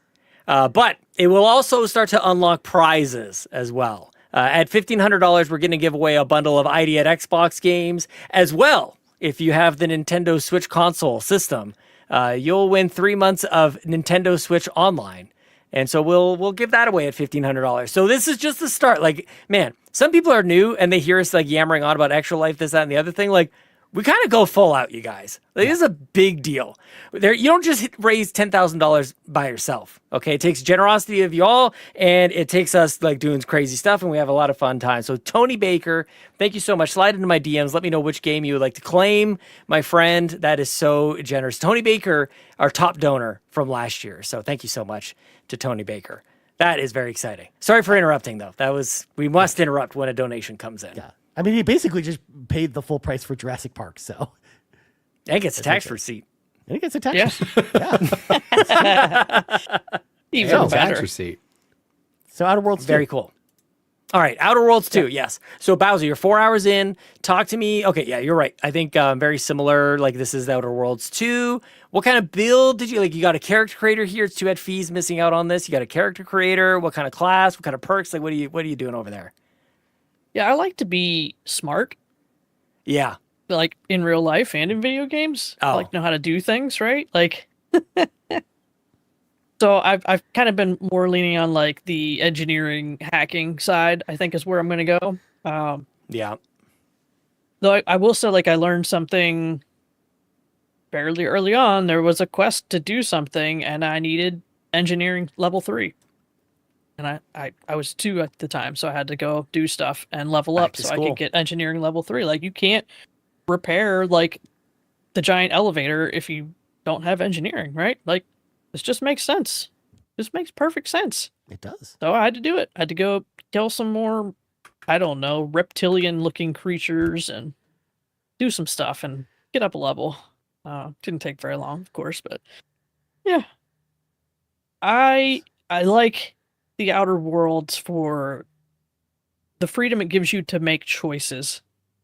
You can choose how you interact and how nice or mean you are with these characters, and it makes a difference. Like, they could completely change their tone and whether they help you or not based on your decisions. That's one of the things I love about it. It's why you can go back and replay it and do a different build and, stay away from engineering or intelligence or anything, be dumb. And you have different options in your dialogues and stuff, right? That's what makes the game for me. So I'm very interested to see where this goes. But yeah, early impressions are it is more Outer Worlds, and that is exactly what I wanted. Same. It's funny. There's something about this game and the way that it's made. I play this very different from like how I would normally play like Fallout. And with Fallout, like, I want to get the biggest guns and be strong so I can carry a bunch of stuff. Like, no encumbrance is probably something you should put on the box, like the box cover, box quote. Like, you can carry as much stuff as you want. It doesn't matter. Thank God. Which is great, not only because that's a pain in the ass, but I feel like needlessly stack up on strength points in a game like Fallout or like the Elder Scrolls games, just so I didn't have to be encumbered. And it takes me away from what are not even arguably like just objectively more interesting upgrades for your character. As far as like playing an RPG, like, isn't it better to have better speech and get yourself in and out of like tough situations with like better speech and intelligence and that kind of stuff? Like, so this game really does encourage that. And I am leaning into that big time. Like, I'm like a gambler, I'm just a swashbuckling kind of guy. And I'm trying to talk. And so I'm like, that's one of the backgrounds that you can choose. And I pair it up with some of those perks. And I'm just leaning into lockpicking, hacking, and speech skills. So who knows? This may come back to bite me a little bit later. I seem to be handling myself pretty well in some of the combat that I've seen so far. But also, you have like companions that you can bring along with you. And so if you're not the strongest, baddest, gunswinging kind of person, then maybe one of your companions is. And that's like, isn't that, Ryan, what a good RPG party is supposed to do? It should. Round out your all corners. the characters are supposed to, complement the main character. Yeah. In a lot of ways. And I love the fact too that you brought up the idea of like talking about how we built our characters, because the three of us all built our characters completely differently. I love it. Because I usually, as people know me, usually go for like the stealth build and kind of like sneak around a little bit while also, hacking stuff or engineering, maybe like something like Bowser would do. But nay, that is not what I did this time. I instead went the complete opposite of my usual route. My character is an ex-con, baby. I went to jail and did some jail time because my character is secretly evil, because that's how I usually play these games. Any game that involves morality, people know I usually always play the evil path. And as a result, I picked speech, Sean. That is the one thing you and I have in common, is I definitely love speech because I love intimidating people and shaking them down and basically like scaring them into basically doing my bidding, essentially. Damn. And then also Just like my in other real thing I'm life. focusing on, Sean, besides upgrading speech, is all my points into guns, baby. Being like the baddest like gunslinger in the West is kind of my deal. So I'm like a one-man army. So I don't even need companions. They stay on the ship. I just go out on my own because I'm investing in points that make me stronger when I don't have companions. Because because then I eventually find a way to, because I will do enough stuff to piss them off and they'll just leave on their own, or I'll just tell them to leave on my own. Like the first, wait, oh man, there's so much, I'm so early in and there's already spoilers that can happen. Like this is what always gets me with with RPGs, that you need a good opening. I've seen some people say that they didn't like the opening for whatever reason, and I like it. Like when I think of the Outer Worlds, like the first one, I feel like it's very witty. Like the writing is very very edgy, very satirical, that kind of thing, irreverent. This one still has that, but I also feel like the stakes are there. Mm-hmm. And it just seemed like everything was a joke in the first. I remember the first one being like, everything's a joke. And this still has a little bit of that whimsy, that humor in it. I think the opening cutscene definitely made it feel at first like it was going to be everything was a joke. And then it quickly becomes not that. Right. You go on this mission, it's like, oh, snap. Like, this is some dark stuff happening over here. And I love just the way they did the dialogue in this game as well, where it shows you all of the dialogue options, but some of them are hidden, like you can't see what they are, and it's like you needed skill in this or a backstory of this to see these dialogue options, because I have like XCon specific dialogue options that are different than the gambler style ones, that are different than the smart person ones that Bowser has. Like they're very, like I love the fact that they're different from each other, or there's a lot of variety there with the way you can, with the options they have available to you. I mean, that's super cool. So but yeah, the first Outer Worlds, Sean and Bowser, I decided that I would have no party members, and I made a build that was all about not having companions and completely ignoring that part of the game. And I'm kind of doing the same thing here, because it's very much Outer Worlds 2, as in like a sequel to the first one. So I'm trying the same thing this time around and seeing how far I can kind of get with it with no party members.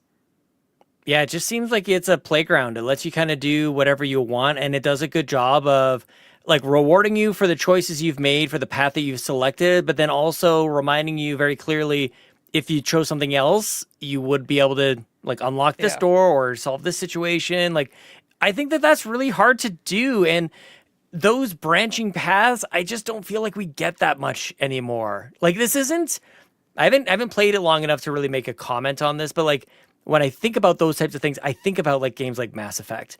And I want a nice like space sci-fi adventure. This is a weird kind of like cross-section of sci-fi, Fallout. Like it's clearly like the DNA, the homage to the Fallout and Elder Scrolls games. Of course, some of the dev teams have moved on from those games into what they're working on Obsidian here. So I think this is really good. It's really promising start.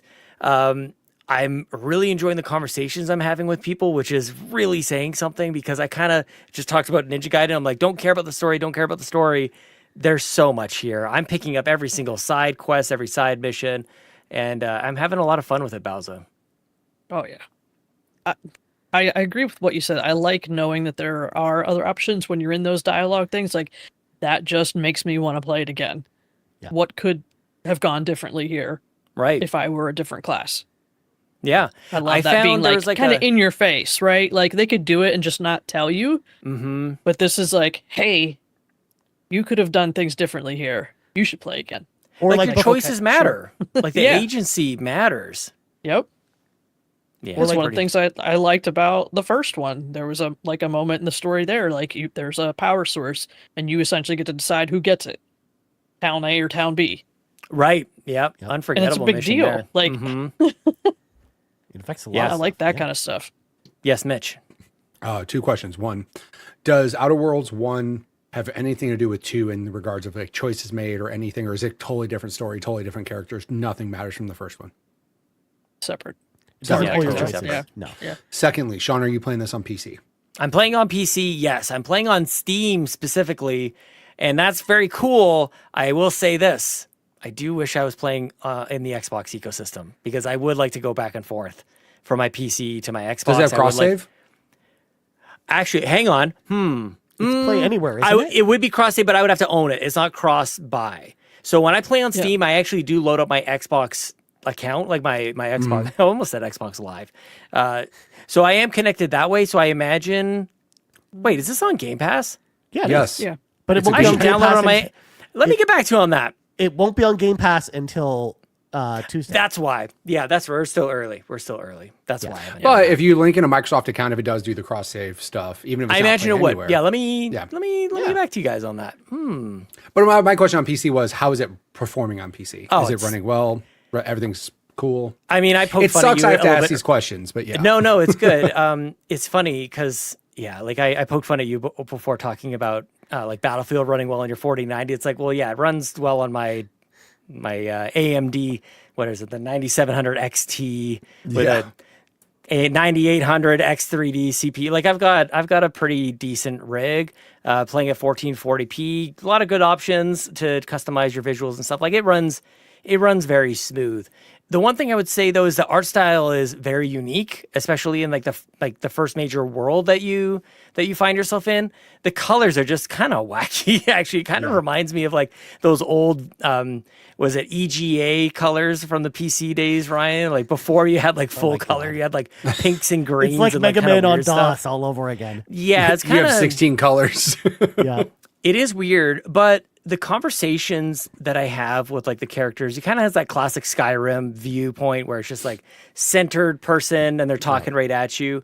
Some characters are looking really, really good. Some characters are like, maybe could have spent maybe just a little longer on that. Could on that have character spent model. 20 more minutes on that guy, right? That But was yeah, kind of the so same it's a thing little in Avowed, inconsistent. too, as well. Yeah. Yeah.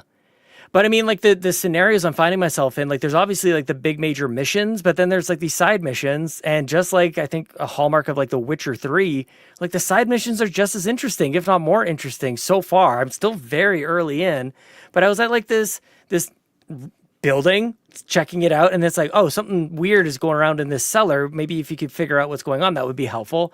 And so I used my hacking skills to open this thing up, and there's these people down there, and it was about to be like this big blowout, this big gunfight and everything, and I diffused the situation with my speech skills.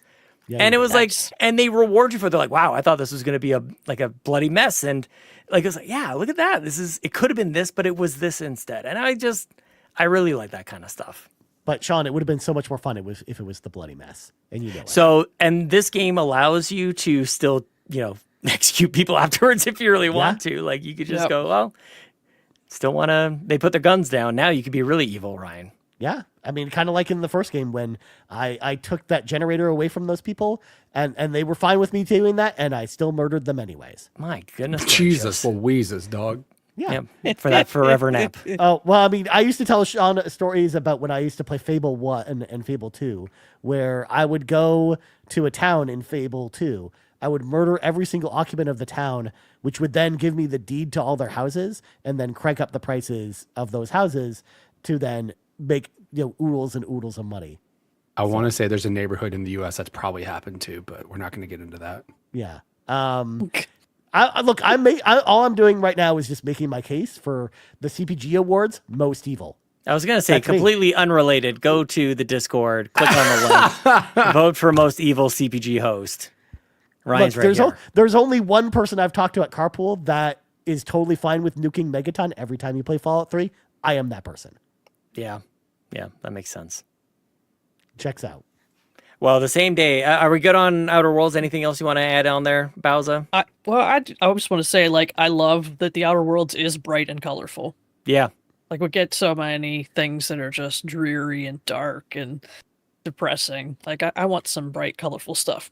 So Yeah. that's one of the things that I really enjoy about this game. Yeah, good first impressions for sure. So, Ryan, you guys are going to talk about it more on the RPG Cave as well, with Garrett's dulcet he's pretty ASMR far in the tones. game. Yeah. He's played it for 15 to 20 hours, I think, at this point. So Hell yeah. I'm excited to talk to him and pick his brain about it a little bit tomorrow. Can't wait. I mean, Obsidian deserves a lot of credit. We talk a lot about the quantity of games that they're putting out here, but the quality is just so good. Obsidian, I just have always felt one of the strongest studios in the Xbox stable. Really, really good. So between this and Keeper from Double Fine and Ninja Gaiden 4 from Platinum and Team Ninja, it's kind of nuts. We got some good games happening all at once here. And Ball Pit, of course. All those balls. But I mean, flying those first around. 3 were all published by Microsoft, which is crazy that they all came out kind of in the same week and a half, essentially. Yeah, you think they'd talk about how maybe Game Pass is decent, but they haven't tied that knot together. It's fine. It's fine. Any other games that anybody is playing on this filled episode of brand new releases? Playing? No. What else could there be? Games that just got announced today. I was going to say, there's one that I will be playing, but not Very until nice. next year. Hell yeah, take it away. A big same. Yon32 writes in and asked, who played the OG Halo all those years ago and was seeing the flood the first time as freaky to you as it was to me? Yeah. Yeah, all those years ago, aka end of last year, beginning of this year, when I first played Halo. Yeah. Yeah? Yeah, I played the OG Halo campaign. I played it when it came out. I played it the night it came out. That was my buddy Chris's house. He was nice enough to get an Xbox day one. And after LAN parties of Halo, he's like, oh yeah, there's a campaign. So we played that the day it came out. That's And, hilarious. Oh no, dude, it's nice to have a rich friend back in the day because it was him and his other rich buddies. They all got Xboxes. We all ran the cords. His mom screamed at us for hours. We did Shut the hell up. I'm trying to sleep. And we're like, but Halo. We did something very similar, Mitch. Where my friend Mike at the time, he was the only one of us who had an Xbox when the Xbox came out, and what we did to do the full LAN experience, of course, because we ended up having 4 CRTs hooked up, 16 players on local. That was our Ethernet. stuff too. And we ended up renting 3 Xboxes from Blockbuster Video alongside snap. with the console there, because we all pitched in to do this, so we could have a whole weekend of just Halo LAN party goodness. Could you imagine a football team sleeping over at your house randomly, Sean? Hey, your friend, your son's just like, hey, Dad, I'm gonna have a LAN party and have 15 other kids just joining. His basement you at was your quite home. big, thankfully. But yeah, that was an experience. But Yeah. I just wish my friends, of course, would have realized, oh, there was a campaign, because I never got to play the campaign when it came out. It wasn't really until I got my original Xbox when Knights of the Old Republic came out in 2003, because I had bought kind of the Halo bundle with Amped 1. Those were the 2 games that were in the bundle. Yep, I and remember. also bought KOTOR kind of the same day. And of course, that's when I fell in love with the Combat Evolved campaign as well. I played it, as soon as I could, and it was awesome. I love Combat Evolved. It's a great game. Yeah. good So if game. you haven't heard, we're getting Halo campaign evolved. Yes. Because we're not evolving the combat anymore. We're evolving the campaign. Funny enough, combat is getting involved too, which is weird. Yeah. I think Yeah. obviously they're doing this because they're not including any multiplayer whatsoever. This Right. is Yeah, they literally wanted just to make it the campaign. Stress that this is just the campaign. I will say please, anybody watching or listening to this trailer is beautiful. Go watch it on your own in glorious 4K. It is super pretty. Or not even just this trailer. There's also a full 13-minute video. That's what I'm talking about. The Silent Cartographer campaign. Yes. And it shows off some of the new features. Because the other thing, too, about this is the fact of, like, they essentially took, like, example, there's running in this game. Yep. Was there running in the first 3 Halos? No. Like, they're adding new mechanics to the game to modernize it. They're adding a new Warthog that can hold 4 people. They're doing things, because there's going to be 4 full what do they call, like a golf cart campaign. seat or something? Yeah, exactly. Like, there's a lot of things they're doing in this. One thing I'm actually really excited about is they have an entire 3 missions that's a prequel of the Halo campaign. So there's like new campaign missions that weren't even in any version of Halo. I'm super, just the visuals of this game. This is kind of like what I thought they would do. And this is kind of what they did with Gears is they're like, hey, we're going to remake the first one again. Hey, we're going to put it on everything. And they're going to launch it on everything, which is insane that Halo is actually coming to PlayStation. Kind of nuts, but I'm not upset by it. More or less what I'm happy about is this seems like it's similar to what they did with Gears Ultimate back in the day. They were like, hey, here's a new, not console, but a new engine, because Halo's on Unreal 5 now. They dropped their own engine. So they're like, hey, team, go figure out this engine. Go make something that's not going to take you forever to do, like a remake. Go put it on every platform on Earth so you can make a bunch of money. And then take all this stuff you learned from this game and go make the next Halo game super rad, please. Yep. And I'm not upset by it at all. Like, obviously, Game Pass, we're going to get this, right? Game Pass Ultimate. Being clear. If you have Game Pass Ultimate, you'll get this game day one. And this game literally looks ridiculous. The lighting on it, the character models, the way the waters, dude, everything about this game looks so good. And even like this mission is a different setup. Like they're going to add the BR to Halo this game. BR wasn't in there until Halo 2. They're adding it to this game. Like the fact of like, not just a remake, because sometimes you play a remake and you can tell like, oh, this feels like an old game. Whereas this one, they are literally, it's not just a remaster. They are remaking the story using the same source code. So it still feels like Halo 1, but visually, new features, new weapons, new models, new enemies, new everything. So, and again, I think it's a great idea to do this and give brand new players who have never played this game a good look at like, hey, Halo 1's story and everything is awesome. And you're going to get a chance to play it in basically the best version we can make, which is a newer, modern, updated version of it. And I'm happy it's weird to say I'm happy it's coming out on PS5, but again, like everybody should play this campaign. It's fantastic. It's got split screen on same console, which is weird, by the way. It says 2-player split screen console only. Yeah. That's weird. Who's doing split screen on PC? That's true. Nobody's doing that. But then it does have 4-player co-op, cross play, cross progression, cross everything. So you can play with whoever you want. But yeah, dude, I watched that trailer on this 4K monitor in front of me and I was like, holy shit, this game looks great. It looks so good. I just want to say you're welcome. Yeah, exactly, Bowser. Thank you. Because this exists because I went and played the campaign in the last year. That's true. Thank you. Bowser, could you just go play Titanfall 2 over and over, please? Thank you. Nobody likes that game. It's not very good. I'm done. Love you, Mitch.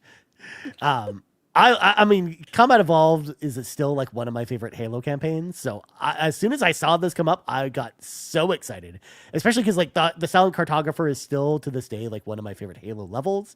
So I'm glad that they used this one to kind of show it off as well and kind of show off the game, especially with the way even like they show like the cutscene with like the way the music kind of kicks in as the dropship is touching down. Like it gave me chills watching this trailer in the way that it did kind of the first time I played this as well, like playing through this level for the first time.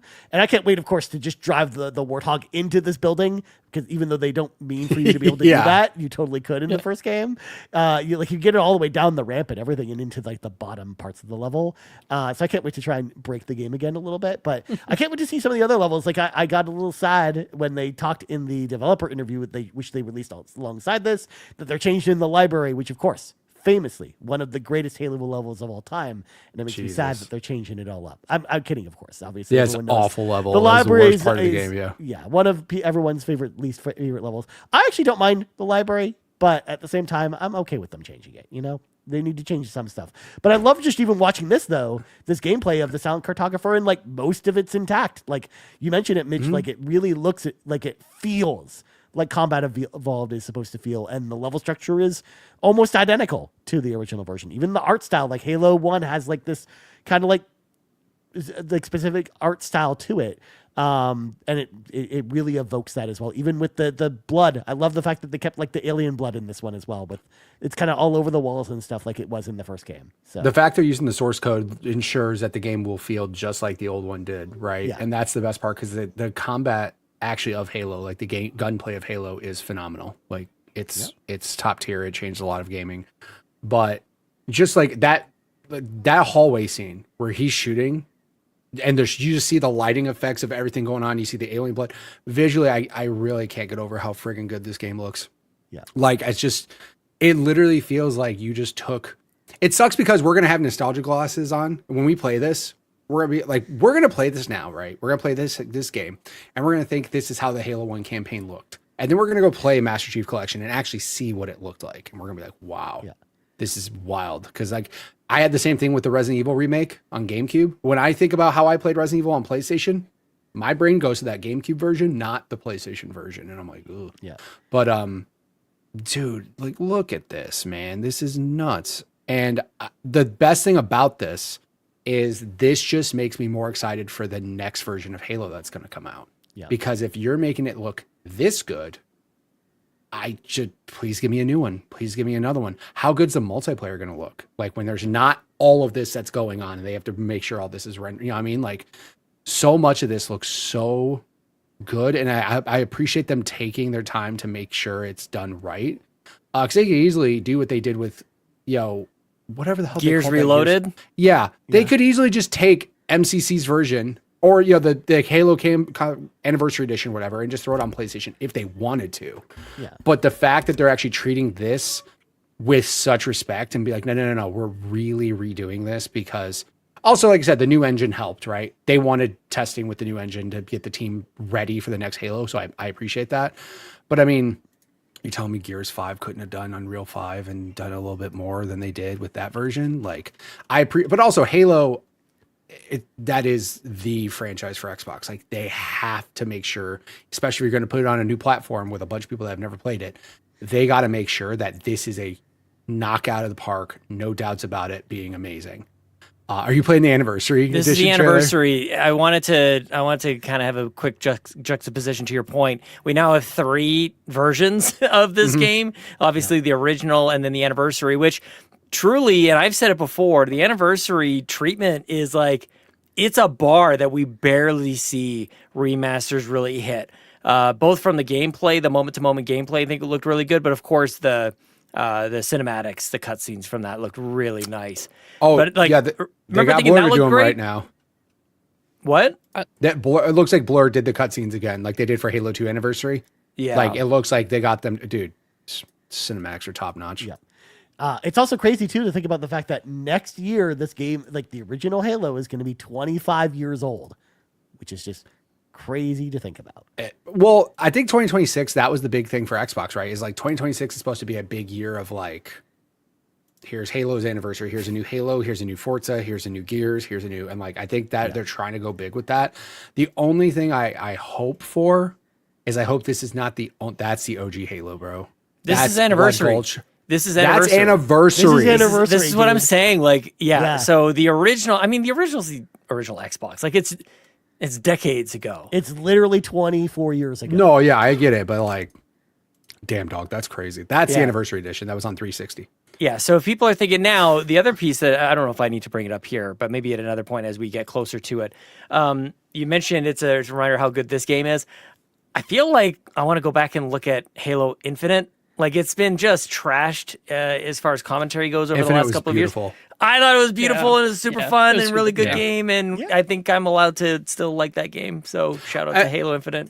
No, Halo Infinite was a great looking game. The campaign didn't suck. People got all upset about it. The multiplayer was great. It just they needed content, and that was the only thing that failed on that game because that game's actual gunplay was really fun. And again, it A lot was of fun supposed to with be Halo like a Infinite. 10-year thing, and they abandoned that very quickly, which made me sad because like the story just ends on a cliffhanger I that was supposed to know. be answered literally like 6 months later with DLC that never came out. Right. Like, I think, well, like I said, I mean, there's different things that they're doing now to course correct. Obviously, they're not working with their own engine now. They're working with Unreal 5. So any sort of people behind the scenes that had to build the engine, they don't have to do that anymore. Just Yeah. optimize this.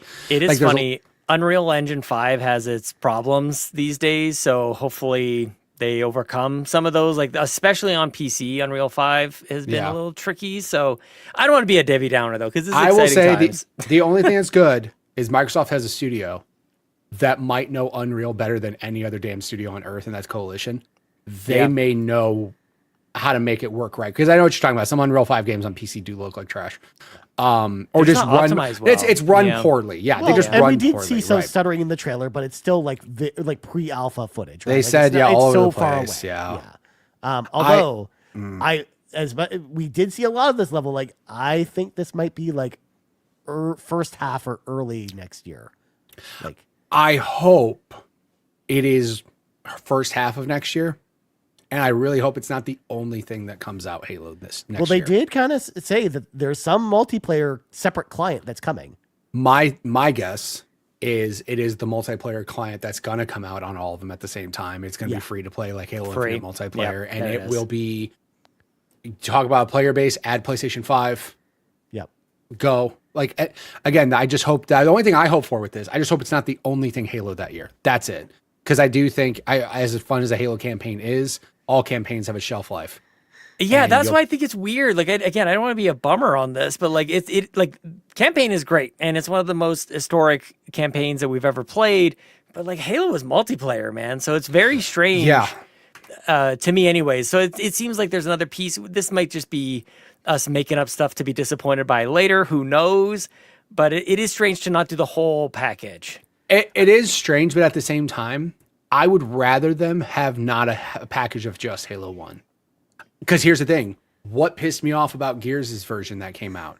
It was Gears 1. It wasn't Gears 3, which had better options, more guns, more options with I killing see. enemies. So they still I don't evolved want you this. to lock Halo 1 and just make Halo 1. I want this campaign to come out. I want people on PS5 to get excited about it. I want people to buy it.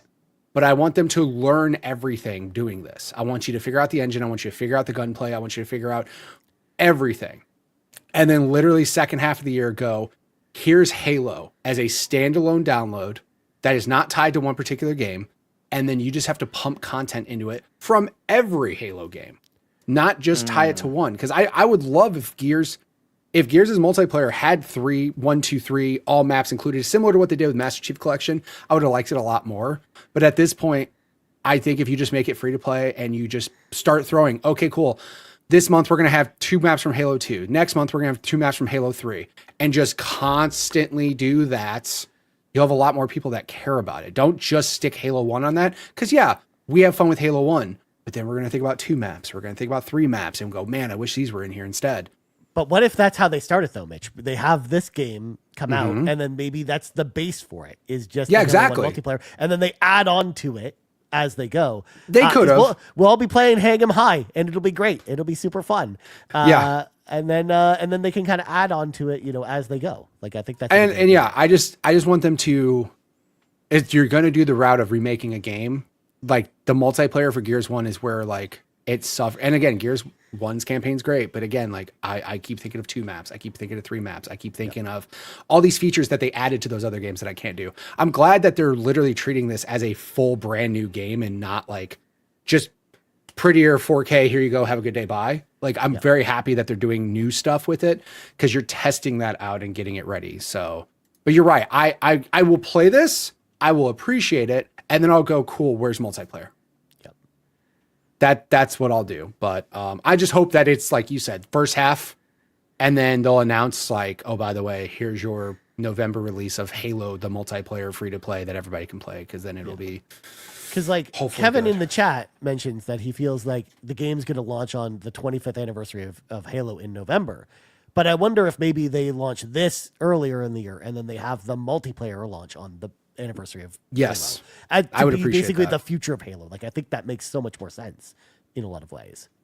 It sucks because like I don't want them to not necessarily. I think of a multiplayer. Multiplayer just needs so much attention Yeah. to keep entertaining people long term, and that's why these standalone games need to happen. Like Halo Infinite's multiplayer was fun and it was great, but they didn't put the attention into the multiplayer that they needed to. They had like a mixed bag of like, let's do campaign stuff, let's do add co-op to campaign later. So it took resources from that. They literally need to make a individual Halo multiplayer game that's not tied to a campaign whatsoever, that just has a team that's dedicated to pumping content into it. If they do that, it will have a shelf life, because every multiplayer game these days, you have to have constant content. Thanks, Fortnite. You have to have constant content to keep your attention, because if you don't, the game will die so fast. And that's It's what happened to crazy. Infinite. Yeah. It sucks, but That's the bare minimum. Is Right. The game has to go on forever. That's crazy. Yeah. it sucks, but at the same time, like other games are going to do it and take away your attention.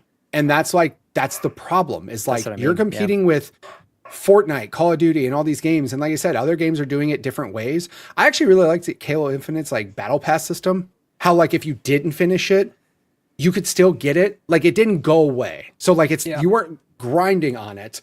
You know, you could buy a battle pass and just take your time and finish it, and you'd have the cosmetics, and that's great.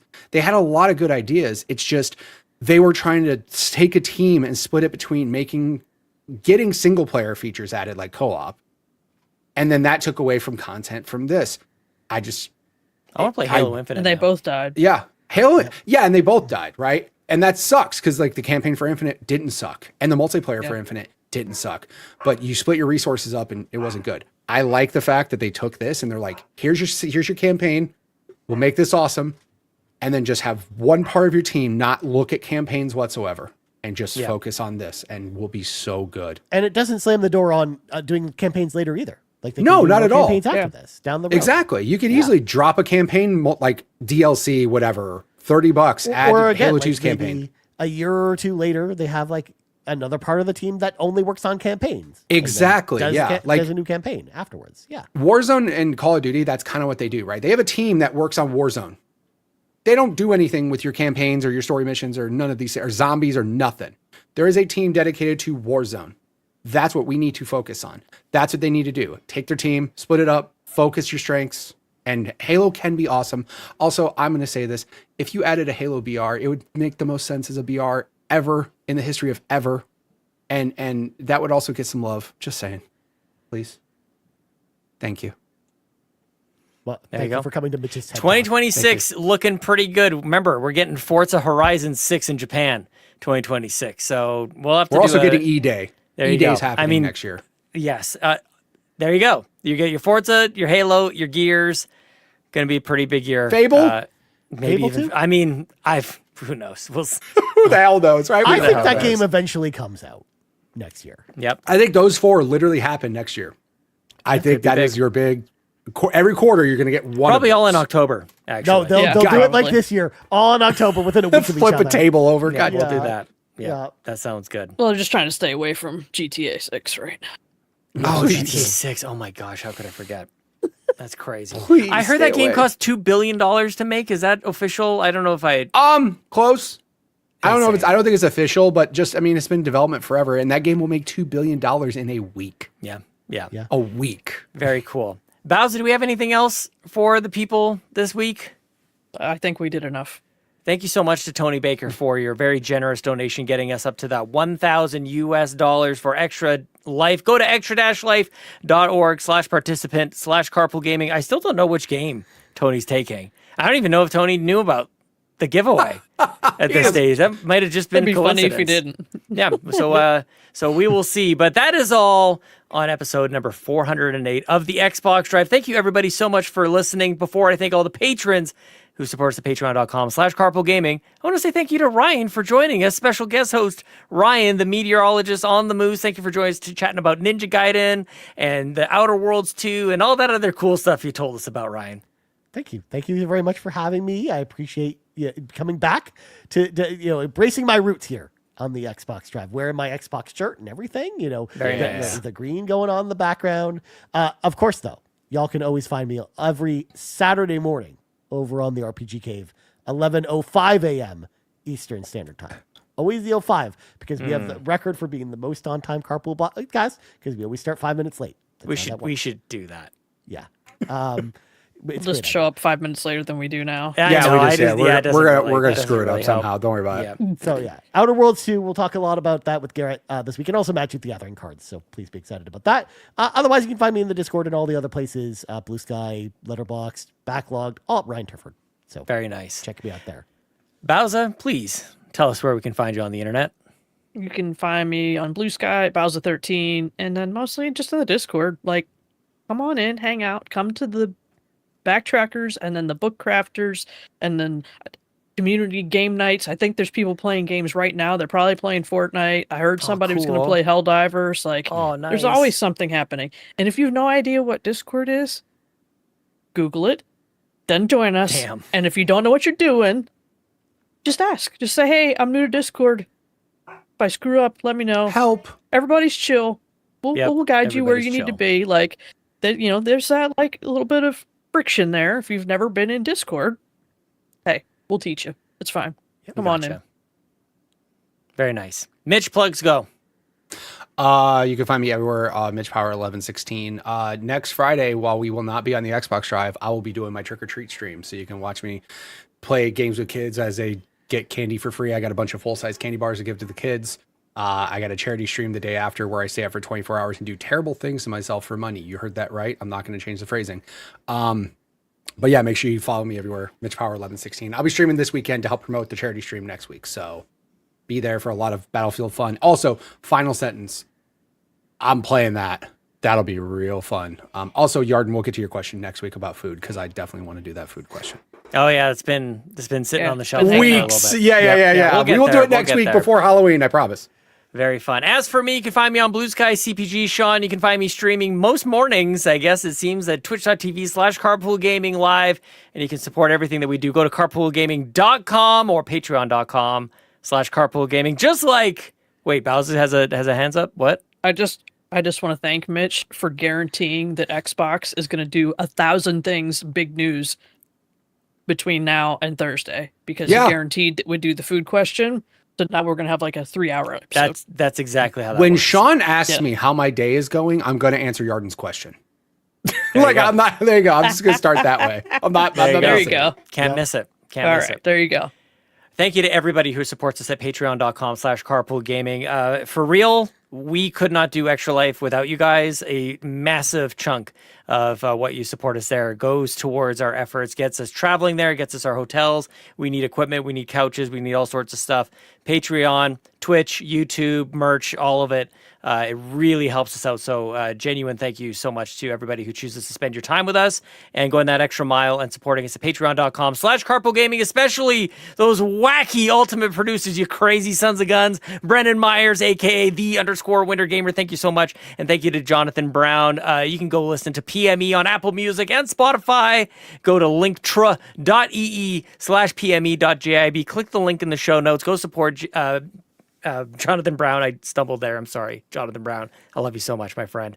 Go support them. And thank you so much to our platinum producers, Benny Smokin _Yo, the captain, and Uncle Tim Paullin. Also, thank you, Uncle Tim, for donating a Series S that people can win when they donate an Extra Life. That is crazy. Thank you to gold members Adam K, Anna, Awesome Dave, 1337, Brad Moore, Brian Reese, Cecily Carrozza, Dan and Luma, Dannohh, Emily O'Kelly, Hambone Jonny, Jan32, Laura Ligerwoods 330, Mr. Giggles, OldMrFrump, Peje EP, Stephen Keller, and Technical Michael. Thank you so much, my 5K bro. You guys are incredible. Thank you so much for watching and for listening to episode 408 of the Xbox Drive. We'll see you all next week. Now say goodbye to the people. Mitch. Bye. Ball. Thanks so much for tuning into this episode of the Xbox Drive. Now, before you drive off, be sure to like and subscribe on YouTube and follow Carpool Gaming on socials. Don't forget that we've got some awesome Xbox Drive merch on carpoolgaming.com, and you can also support the show on Patreon at patreon.com/carpoolgaming for exclusive content. Links to everything are in the description. We'll see you next week.